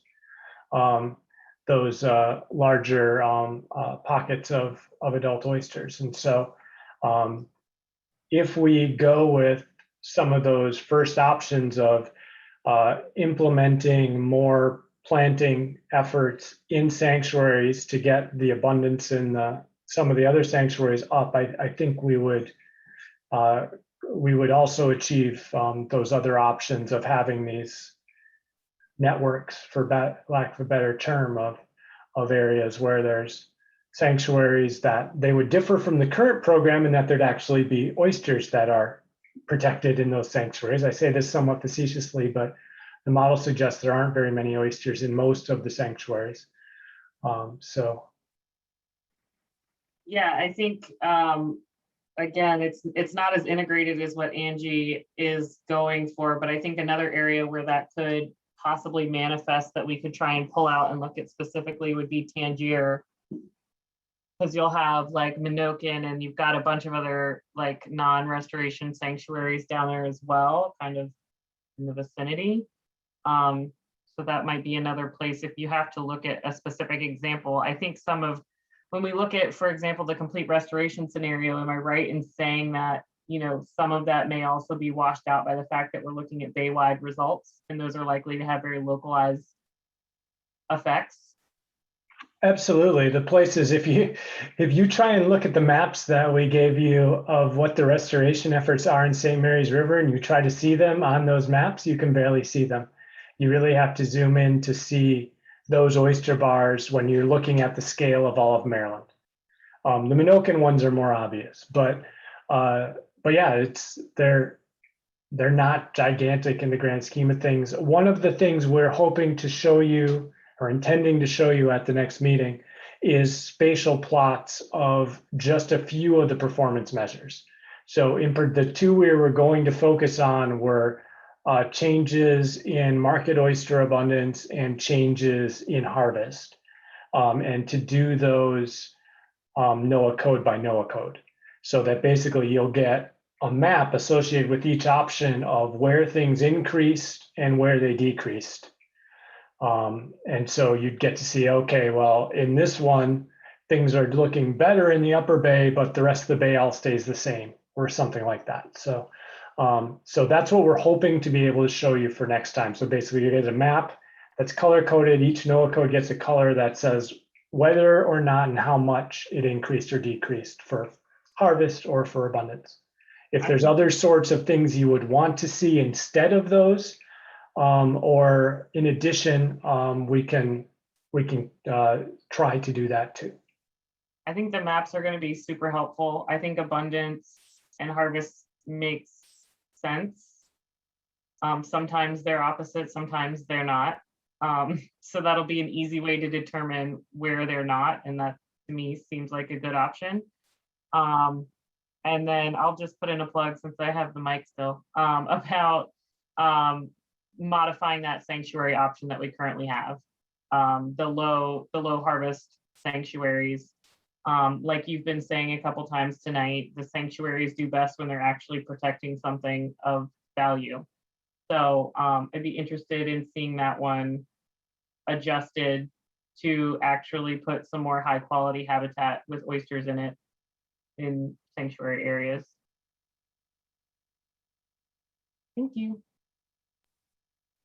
Commissioner Harrison, and then Commissioner Judy has a question in the chat. Commissioner Harrison? Yeah, I wanted to talk about, we're saying that the seed and shell thing would be $14.5 million. And to be realistic, I think we should run that at maybe 1 million and maybe even 500,000 bushel. But keep the 14.5 million. That looks good, looks really good. But one thing that we're going to run into with all of this that we're talking about is shell. And, we still have to address man of war again, because, this past year, I think we planted 200,000 bushel shells, and that was all we could get. So that's going to be a problem. And also money. And one thing that I think needs to be addressed by this OAC, and there should be some kind of recommendation, and it has to do with the bushel tax increase. We've tried to do it over the past 3 or 4 years, and then we've been unsuccessful.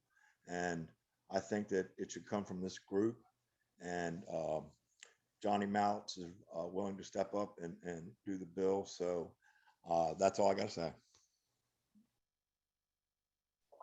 Thanks, Jeff. We can definitely look at some of the seed and shell options with smaller amounts of shell that would bring the budget down appropriately. I think in terms of a bushel tax option, it's definitely something for the OAC to consider, but changing the bushel tax wouldn't really have an effect in the model, or wouldn't have an effect in the model, so that wouldn't be an option that we can model. Dr. Wilbur, will you check out the chat from Commissioner Judy? So Chris is asking about looking at the Eastern Bay as one of those mixed use areas that we've been talking about. And yes, certainly Eastern Bay could be one of those, an area to focus on some of those efforts. And honestly, most of the NOAA, or most of the parts of the bay, have some sanctuary either in them or just right next door to them. And so we could look at those. I think the real trick is, like we were saying, of being able to figure out what's the effect of having those things next door to one another versus just in general. So that proximity effect, while it is being tracked in the model, it's not something that we're currently outputting and analyzing to try and bring back and say, here's where that would be good and here's where it would be bad. And at least off the top of my head, I'm reticent to say that I think the model would be a really good tool for that, at least based on the current information we have in it. Mike, a follow-up to that then, whether Eastern Bay or some such other area, what type of information would you need to even get started? Because I mean, this is just an idea. I assume you would need some specifics, some sort of framework. Yeah, the ideal things we would want to know is what activities get done where and how often. And that's what we want for all the options, whether those activities are planting activities or what sort of fishing activities are allowed. Those are the things that we really need to have in order to define any of these options that we want to consider. Is that something we could discuss or exchange through email? Just a general schematic of the when, where, why, and how, et cetera, et cetera? It would be okay through email, but as I said before, our ideal coming out of this meeting is kind of a prioritized list of what those things would look like. And especially if we're going to get if we're going to have results to you a week before the August meeting, that's only 3 weeks away from today. And so saying we're going to push stuff back about decisions about what options we're going to do, even for another week while we email back and forth, makes it more unlikely that we wouldn't get that implemented. Commissioner Busick and then Commissioner Mullen. Yeah, I just got a couple things to say. I mean, because I keep on hearing about man of war up here. And everybody wants to chop up man of war, take shell off of man of war. There's so many other bars down elsewhere that doesn't have nothing on it that you can go chop up. You know, unless you go down there and actually look, you don't know what's on this bar up here. with all this salinity we've been having the past few years, how can you sit there and say man of war needs to keep on being addressed? There's nothing to address on. Man of war's fine the way it is. Everybody wants to go and get shell. There's other places to get shell. Why don't you go to, these place sanctuaries? Go get shell from there. Why don't you give up? Why don't other people give up their bars in other states, counties, and go dig them up? There's plenty of dead bars around. It's not just, oh, we'll go up to Baltimore and take man of war. I don't think that's fair. And you keep on addressing it, and that's just wrong. We'll all have that discussion when it comes. That's all I'm going to say about it. In terms of actually modeling those sorts of things, we do have the ability to model that sort of shell dredging on any of the other bays or on any of the other bars. And so that could be done. The bars would have to be identified as to which ones they would be and how extensive the dredging activities would be. And we'd make guesses about how much shell that would reclaim. But That yes. bar's been under fire for years. Everybody's been wanting to dig it up. But I'll tell you what, I have oyster in Eastern Bay. And I can tell you there's spots in Eastern Bay that doesn't have nothing. Okay. And the shell is actually easier to grab. So, I mean, there's places in the Chester that there's nothing growing. So I hate hearing people single out man of war. Yeah, you're going to go after a bar. There's life on it. I just don't get that. Then it's one of the last oyster. It's one of the last oyster bars. It is the last big oyster bar in Baltimore County. So when you sit there and go, oh, let's go cut up man of war. I don't think that's accurate. I don't think that's fair. Let's go ask the people how they would feel. Hey, we're going to take last oyster bar in Baltimore. That's pretty smart. If anything, we should be addressing maybe, like I said, dredging or something like that. Some of that normal, idea to turn everything over. Because like I said, there's sanctuaries that are buried right now. There's nothing growing on them. You're protecting them for what? Just so sludge comes and covers them up? I mean, that's all I got to say. It just doesn't make sense for people to keep on targeting a bar. Yeah, there's many out here. Thank you, Commissioner Busick, Commissioner Mullen, and then Commissioner Sikorsky.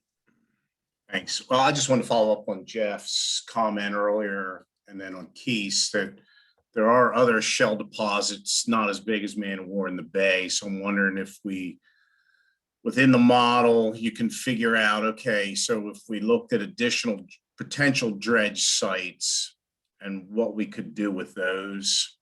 I mean, you're not going to have the answer, but I think it's something to look at. To Jeff's point earlier with regard to shell and the size and scale of what he was talking about in his conversation, that would be realistic, because you've got some middle size and some smaller bars out there that have some deposits. So Mike, that's just something to think about with regard to needing shell. I know you kind of mentioned it earlier, right before I put my hand up. Yeah, and if we could get a list of what some of those bar options might be, that's what we would need to know where in order to implement them in the model. And so that's the extra step we would need to go to be able to do that. And if you want to send those to me, Commissioner Muller, or anybody else, I will definitely forward those to Dr. Wilbur and Dr. North. That's fair enough. Dr. Wilberg, there is a comment question from Commissioner Shockley. Sorry, I'm taking notes here. I can read it. Is there any time on the agenda in the future to discuss an increase in severance and export tax? And so that's a process question. Absolutely, those are the sorts of things that will or can be discussed. So at this particular point, we wanted to make sure we were using this time to talk about things we would be able to model. I believe that the severance and export tax are, well, those are things that we don't include in the model. So they would be other non-modeled options that the OAC can consider making as recommendations. But yeah, they're still definitely on the table. Commissioner Sikorsky? Thank you, Quinn. So I know, Michael, on one of your slides, you had a couple of options, and I saw Man of War up there. And of course, for the record, I agree with Keith. You know, we need to look elsewhere. Destroying the last bar in Baltimore County makes no sense. And when there's plenty of other shell available, anecdotally. And I feel like one of your slides had a couple different things you wanted to discuss, and one of them was Man of War. Is there any way you can bring that slide back up? Sure. Clear on what you're modeling there. I can bring it back up. It was a potential thing that we can model. We haven't actually done it yet.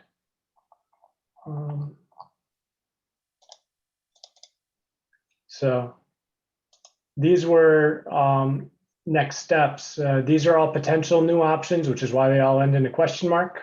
We had not decided to do these yet. And like I said, given pretty much our time restriction where we are, as well as just not having a lot of time before the next meeting, we want to make sure we're doing ones that that are the most interesting ones to consider for the group. So right. If Man of War isn't on that list, basically I'm ambivalent about what's on and off the list. It's mostly about, I'm just trying to think of, can we make this happen or not? And can we include it?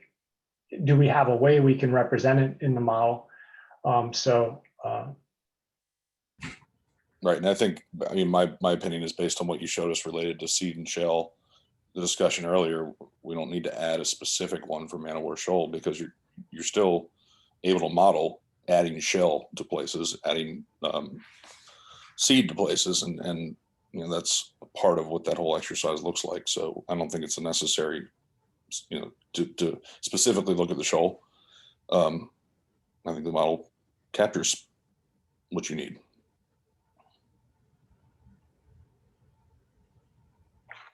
Commissioner Swanson? Yeah, I was just wondering if at this point it's possible, Mike, for you to at least put the list up that you have so far that you think, so that all of us can begin to like track, okay, these are the scenarios that you're going to be working on, and just feel a sense of decision. Thank you. And is this the full list?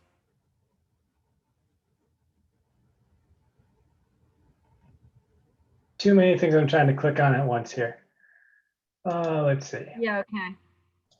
There we go. Nobody can read this given its small size.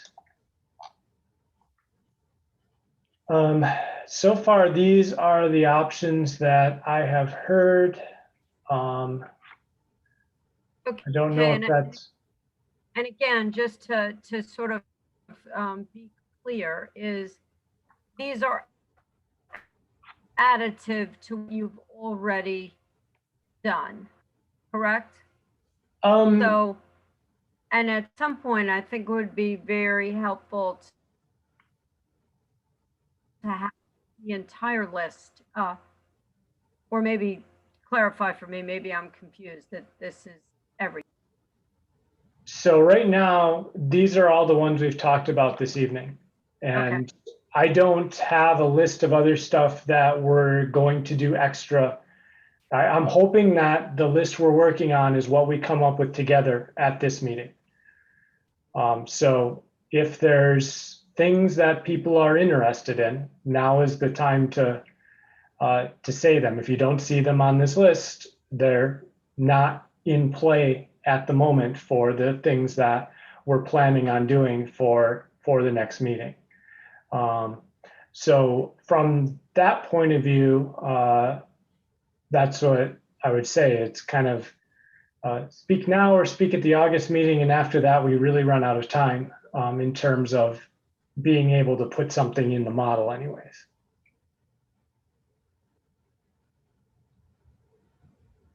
Commissioner Colden, Commissioner Miller, then Commissioner Breyer.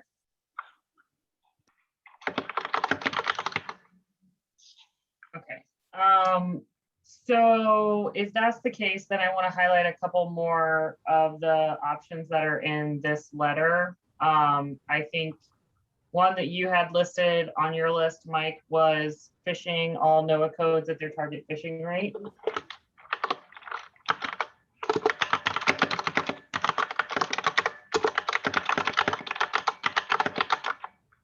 And I think if there is the opportunity to explore an optimal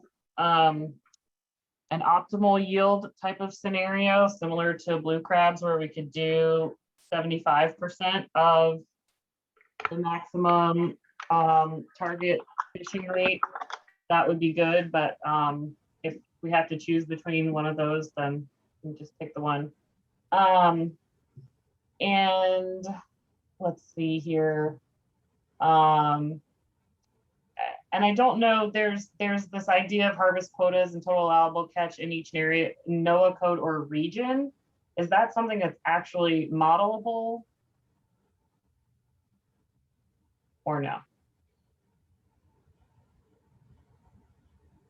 So I don't think we'll be able to get that version of the model going. So I don't think we can do a quota for each NOAA code in this version of the model, given the amount of time we have left. But you can implement something related to what it would look like to achieve target fishing rates.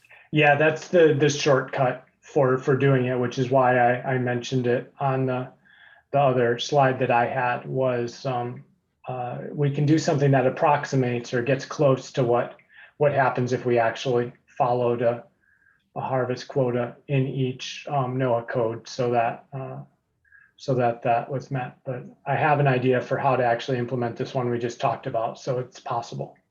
Okay.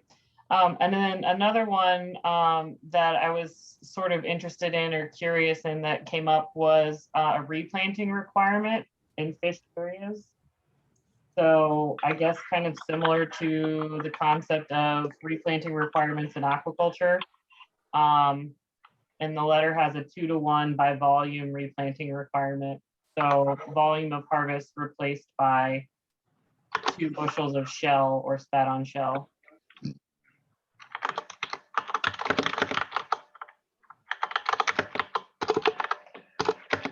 That one is an interesting idea, but that one will be hard. That will take some pretty substantial changes to the model to implement. And so I don't think we'd be able to model that one. Okay. Basically anything where it relies on the way the model's set up right now is it basically sets up all the plantings for 25 years in advance. And so anything where the planting depends on another thing happening in the model makes it really challenging to actually set up and do. Okay, yeah, I get that. That's all for now, I think, unless we want to be more explicit about the sanctuary option to at least 30%.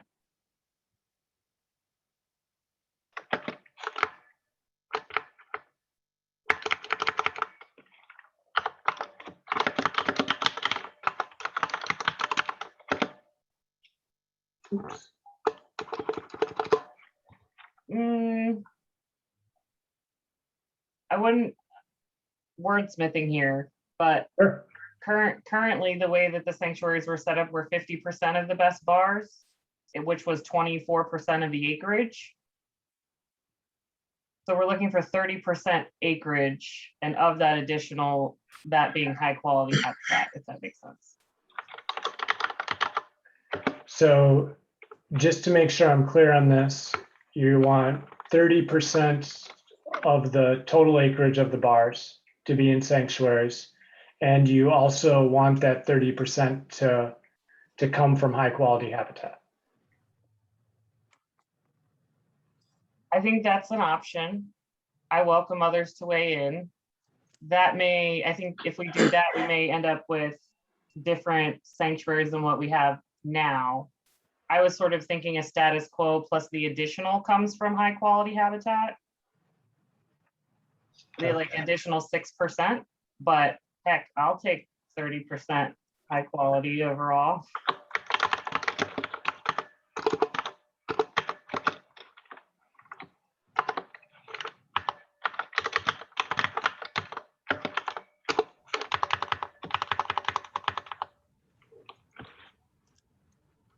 Commissioner Miller, Commissioner Breyer, Commissioner Sowers, Commissioner Swanson, Commissioner Harrison. Commissioner Miller?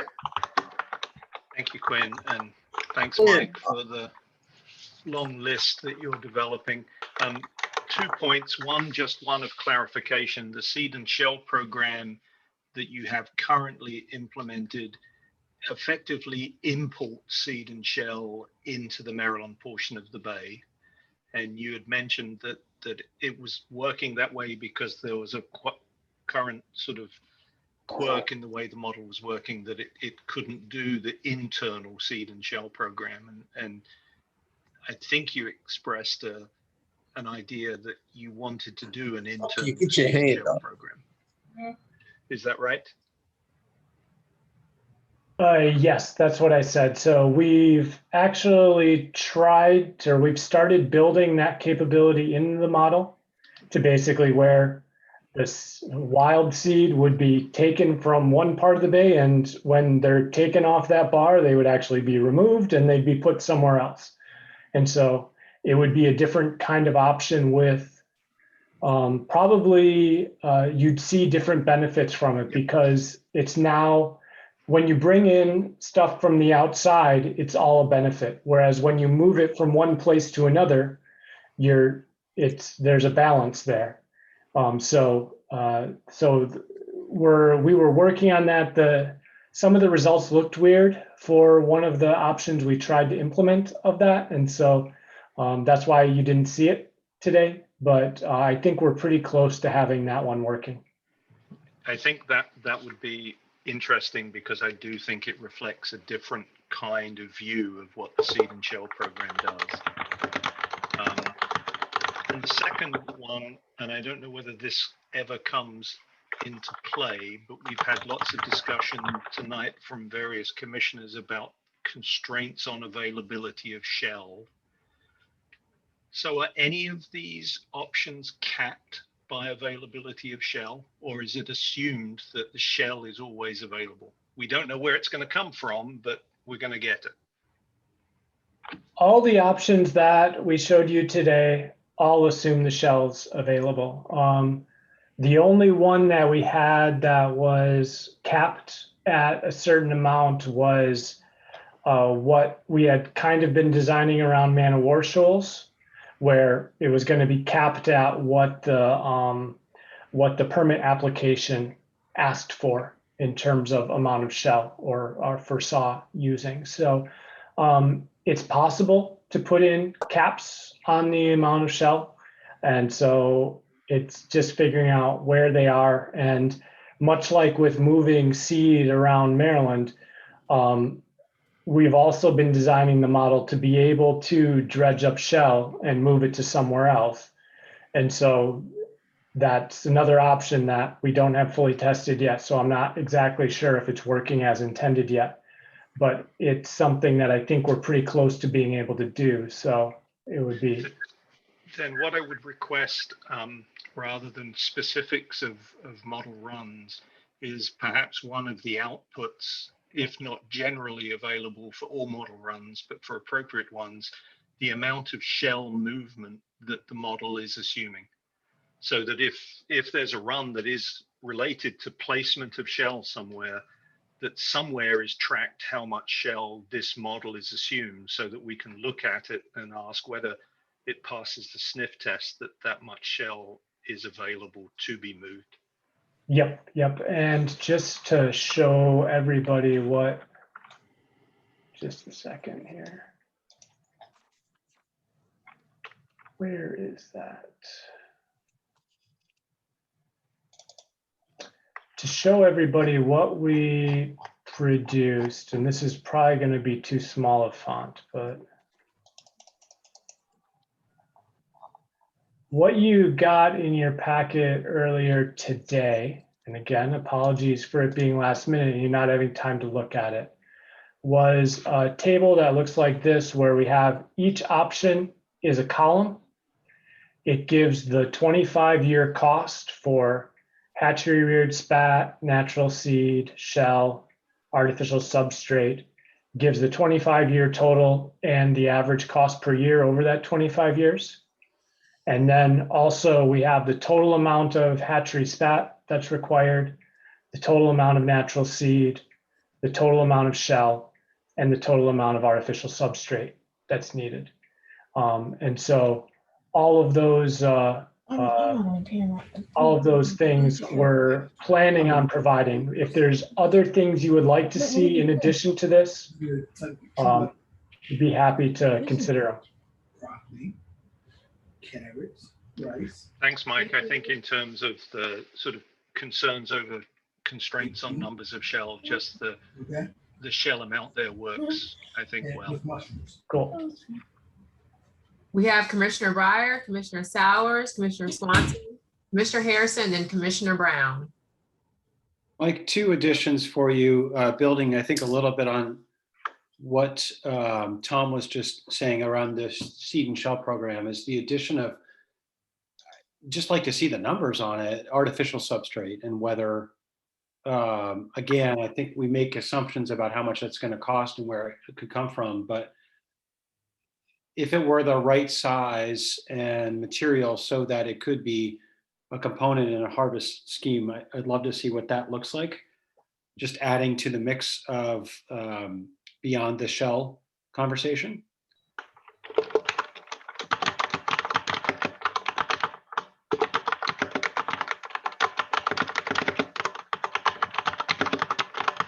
We can do that. We have estimates of the cost for artificial substrate that are based on the restoration efforts, as well as we have estimates on the cost for shell that we can provide more information on. And I don't remember the kind of per bushel prices off the top of my head that we're including in the model for those right now, but we'll try to remember to put those in the options document so you can see what we're assuming to go from amount of shell or other material into dollars. Okay, great. And then a second consideration would be the expansion, essentially 5 additional tributaries. I'm looking at the letter that we had sent and thinking about 5 tributaries. What if we replicated that again in 5 other tributaries? What would that yield, and what would it cost?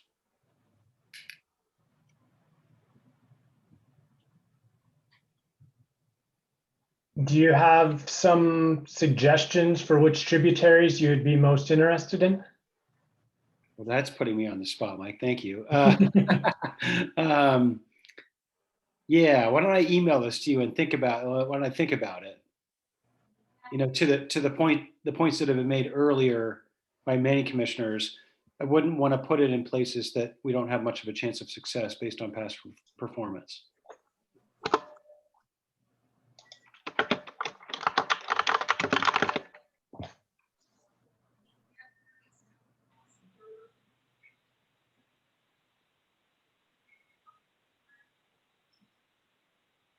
Anything else, Commissioner Breyer? No, thank you very much, Quinn and Mike. Thank you. Commissioner Sowers? Yeah, hi, Mike. I just wanted to formally add what we talked about before. So I guess it would be, and I think from what you're saying about looking at sanctuaries and harvest reserves in closer proximity, were you stating that there's probably some existing model runs where that data could be looked at in maybe a more local or finer resolution to see if there's what the value of that is, or is that a new run? So what I was suggesting is that if we include doing restoration of more of the sanctuaries, I think it will develop some of those potential networks you're thinking about. Okay. And so those will be examples of that sort of option. Okay. In terms of summarizing the results, though, I could see it being a little bit challenging to interpret exactly what's going on based on this. And so that's where I was saying we're trying to develop maps where we'll have each NOAA code indicated essentially as hot or cold based on whether abundance or harvest is increasing or decreasing in that NOAA code over the 25-year period. And if the NOAA code scale isn't fine enough to look at the effect of this kind of option, that's where I think we had run into challenges, because the next lower scale is the oyster bars we have in place, and they're just really hard to see because so many of them are so small. Okay. Okay. That sounds like a good path forward for that one. And I imagine, I mean, I know we have limited time here, but if this is something that is modeled for August and looking in that regional basis, like certain regions, it shows a good output, then maybe it could be further elaborated on or thought about. Absolutely. This isn't the final list of what we'll be running in the model yet, but we're hoping to get closer to that. Yeah. Okay. Great. Thanks. Commissioner Swanson? Yeah, thank you. One that I was going to bring up was already brought up. That's the alternative substrate. Just to take a look at it, assuming that the size could be small enough to be viable. The second one is just there was a suggestion to just reduce fishing mortality rates to the target level in all of the NOAA codes.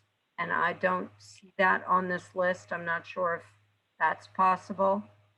And then the last one, I'm just remembering back to early on, a point that Tom Miller had made that shouldn't we be doing a run, not because we're interested in it, and I want to amplify that, but of just if all harvest was shut down and all additional sanctuary, it just was sort of closed, what would happen? What would the model say would happen? And would that be constructive? Because again, it gives us some just context. And again, I'm not advocating for that. It's certainly, so we do have the achieving the target harvest rates across all NOAA codes. Yeah. Here. Yeah. Okay. Good. Thank you. And then 75%. Okay. Thank you. Yeah. And you've got the alternative substrate. So then, yeah. Thank you.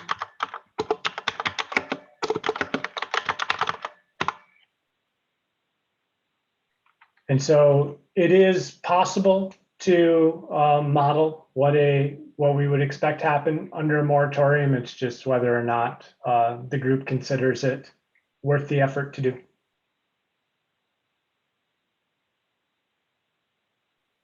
We are nearing the end. The last two questions will come from Commissioner Harrison and then Commissioner Brown. Commissioner Harrison? Yes, I just wanted a point of clarification on the sanctuary when about an additional 30%. So it's status quo, which my understanding is, even though they only had 24% in sanctuaries, 50% of that was best calls. So now they're asking for an additional 30%. Is that what that's saying?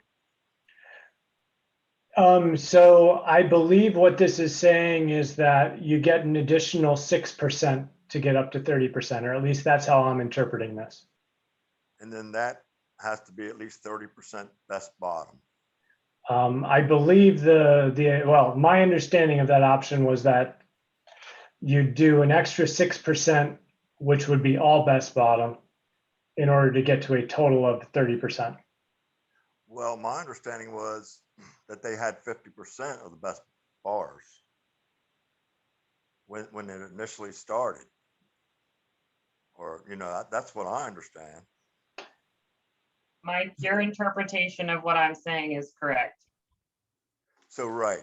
So you have 50% of the best bars, and now you want in the additional 6%, at least 30% that is best bars. So you'll have more than half of the bars and sanctuaries, best bars. Yes. How is that going so far? I mean, I haven't seen the sanctuary report yet. Is it out yet, or does anyone know? I don't believe it's out yet. And then the one about 75%, the target. How is that? How does that number?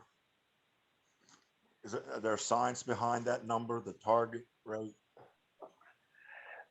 The 75% of the target harvest rate is a number that was generally recommended for use in federal fisheries management back in the late 1990s. And it's been adopted across a pretty wide number of regions as a target that gets you close to maximizing the harvest, but errs a little bit on the side of leaving a bit more of the resource in the water. And so that's the short version of the basis for it. It is the basis of the harvest rate target for blue crabs in the bay as well. So is there a number for sanctuaries then? Because according to the stock assessment, I mean, I'm sure it's not 75%, but it must be somewhere near that.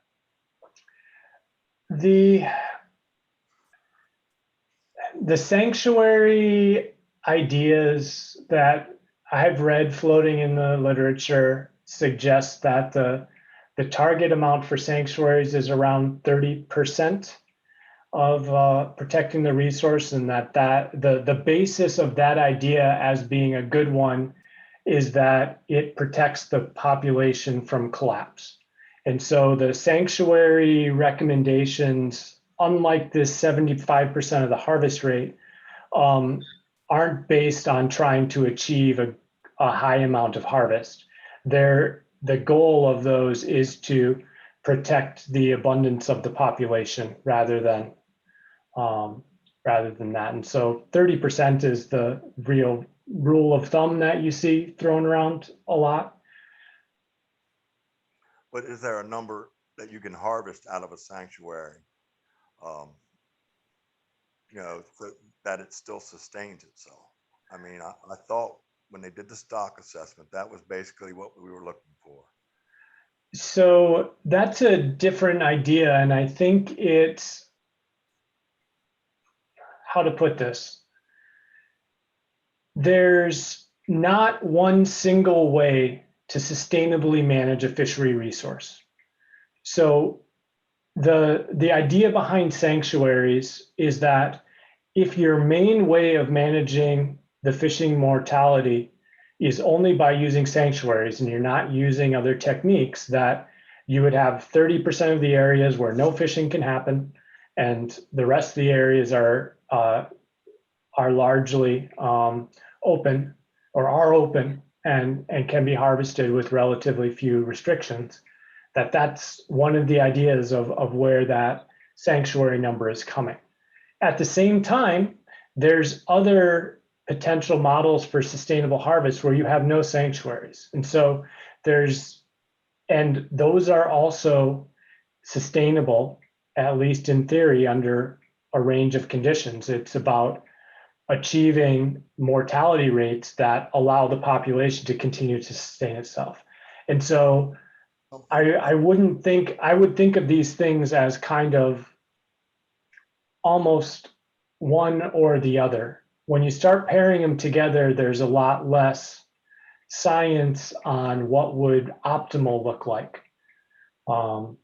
And so it's because it depends on the mix of all the different individual pieces of management that are going to be changed.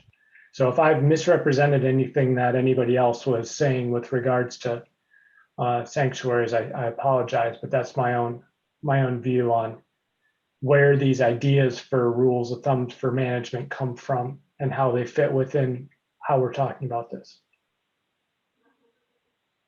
Commissioner Brown? Do you have a comment, question, Commissioner Brown? Hello, can you hear me? Yes, I can hear you. We can hear you. Okay, look, when it comes to these 5 new sanctuaries that they're talking about and taking high quality ground, they just took the Minokan and them if they want to prove something about sanctuaries and help to build the bottom, take some of the bottom that they got up the bay or across the bay that's not productive, it's already sanctuaries, and rebuild them. Taking more high valuable ground that we got is a big problem.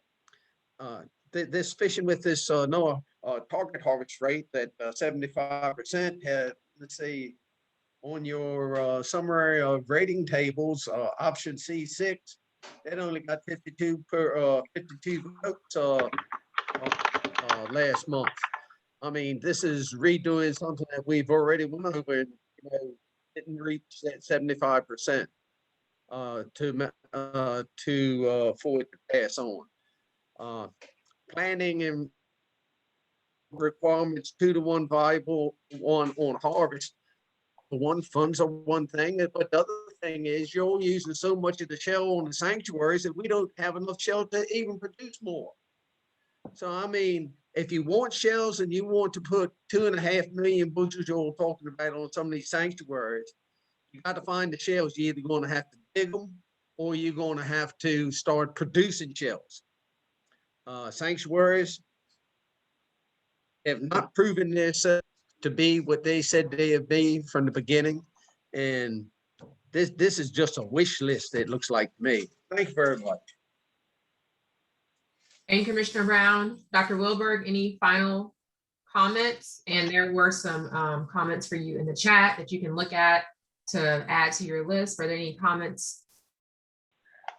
We have, I'll look at the chat ones really quick. We have 13 options on the list right now. As I said, I think we're pretty safe to say that we can maybe do 10-ish of them. We'll try to go through as many of them as we can. We will use our judgment to try and make these into ways that they're at least quasi-realistic and interesting. And we'll bring you back what we can at the next meeting.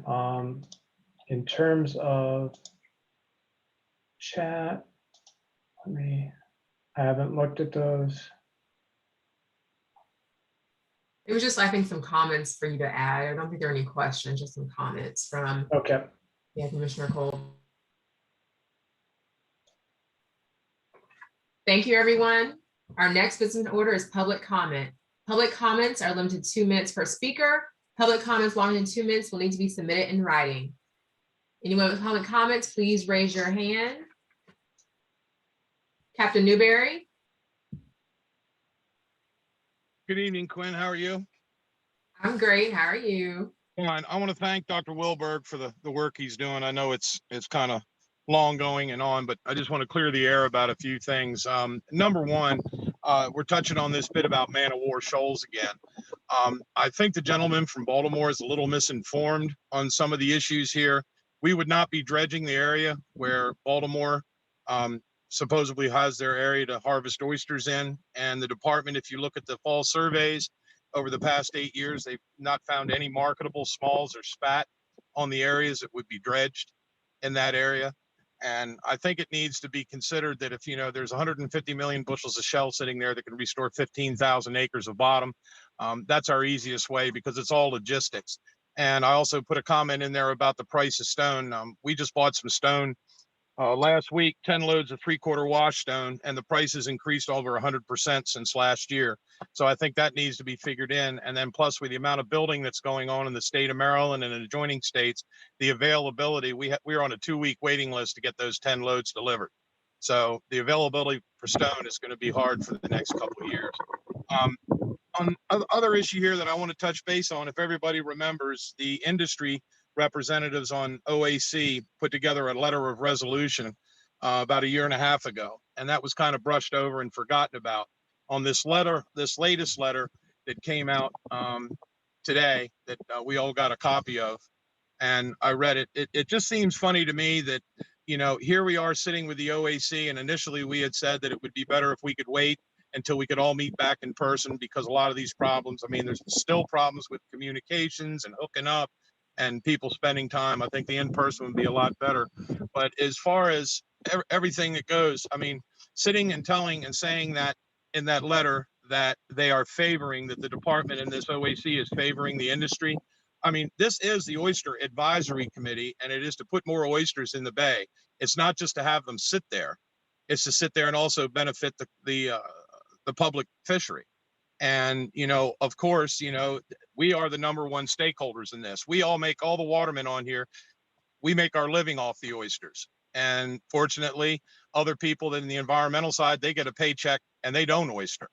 And I just think it's, you know, it's got to be considered here that, you know, you're not siding with an industry. I mean, you look at other advisory committees, real estate, mental health, insurance, and all that, they deal directly with the industry. It's like you're kind of being penalized because you're favoring the industry.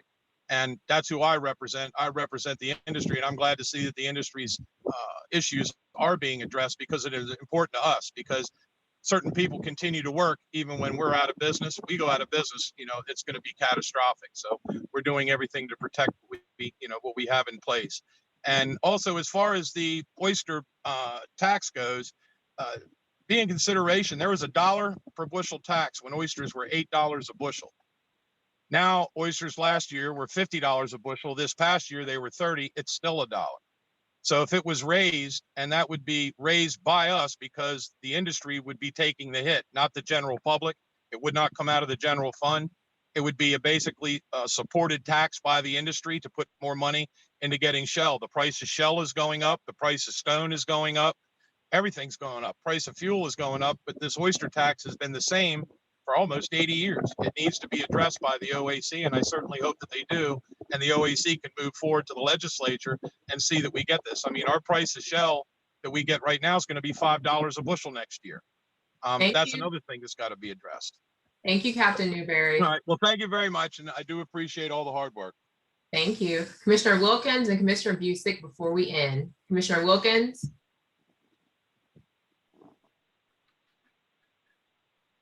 Yes, my question is, Dr.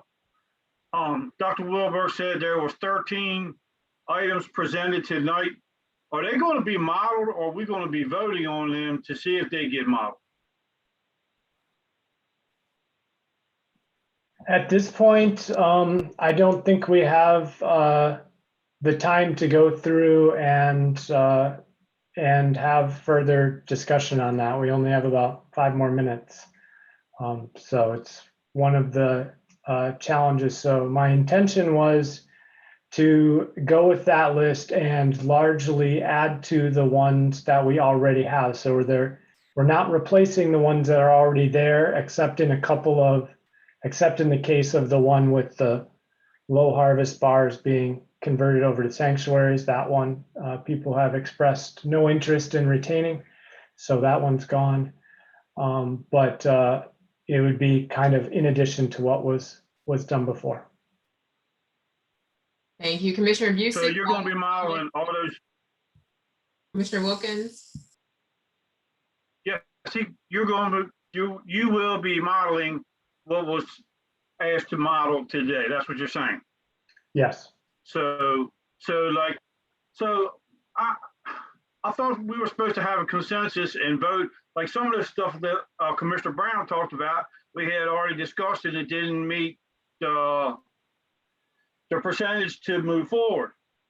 So why now are we going to move forward on things that we didn't want to maybe a couple months ago. Commissioner Wilkins, I think they're just gonna model these and then present them, so they may not be in the package that we vote on later on. I think they just want to kind of show everyone and put in the package together. Is that correct, Dr. Wilberg?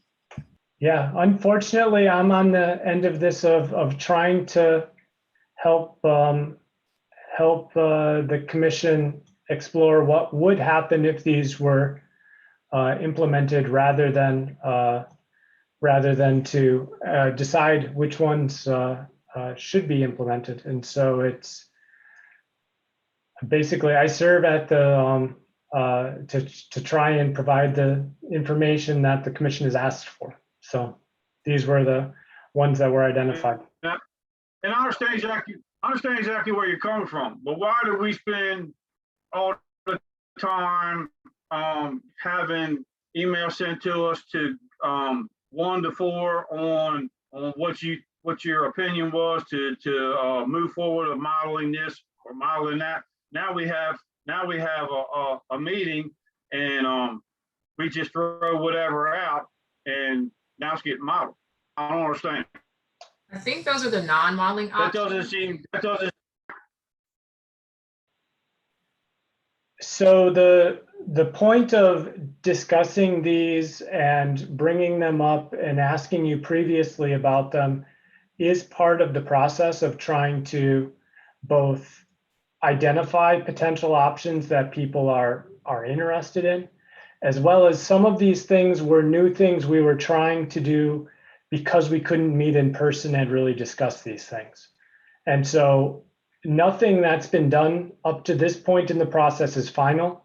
The only final vote will be on the package of recommendations that gets put forward. And so as we laid out in the September and October meeting, we're going to be drafting that package of recommendations. And at the November meeting, there should be a final vote on the package of recommendations that drafted, and that package of recommendations either being up or down at that point as the recommendations of the commission. And so that's the way the final part of the process will work in terms of actually developing recommendations. Everything that's done prior to that is pretty much for information only. Thank you, Dr. Wilbert. Commissioner Busick, before we end. Commissioner Busick? Yeah, 4 years ago, I was oystering on Man of War, and it's actually in DNR files. I have to send in paperwork every time I oyster saying where the oysters come from. It's in their paperwork where they came from. 4 years ago, I pulled a lot of oysters off of Man of War. Second of all, when y'all go dig up Man of War, you're putting a lot of water in crabbers, not just oysters. Not people, not just oyster, crabbers out of business. I'll tell you something. 2 years ago, they opened up the dam up north. Okay. The only place you were catching an oyster, a crab, was at the oyster bar. And I figured that one out. So when you all sit there and want to dig up stuff, why don't you actually look at the whole impact of what you're actually trying to do? Okay, so misinformed. That's not misinformed when I'm going out there taking employees and have to pay my employees to go oystering on a bar that you're saying that's dead, but yet there's paperwork, Mr. DNR, you can go find. Okay. Again, like I said, crab wise, you gotta look at everything, because when you start digging up stuff, now you're not going to catch some crabs. Crabs do hide in places that you won't suspect them to hide at. You should have been up the bay 2 years ago when everybody and their mother had a crab pot all around Man of War. If you would have dug that up, you think there would have been any crabs there? Think about it. You would have hurt a lot of people. That's all I'm saying. There's always a reaction to everything we do. We're not gods. That's all I'm saying with it. I'll leave it at that. Thank you, Commissioner Busick. If there's no further business, there's no objection, the meeting will be adjourned. The next meeting, as we stated, will be August 9th, Monday, August 9th, and will be in person. I look forward to seeing everyone. There being no objection, the meeting is adjourned. Thank you, everyone. Have a good night.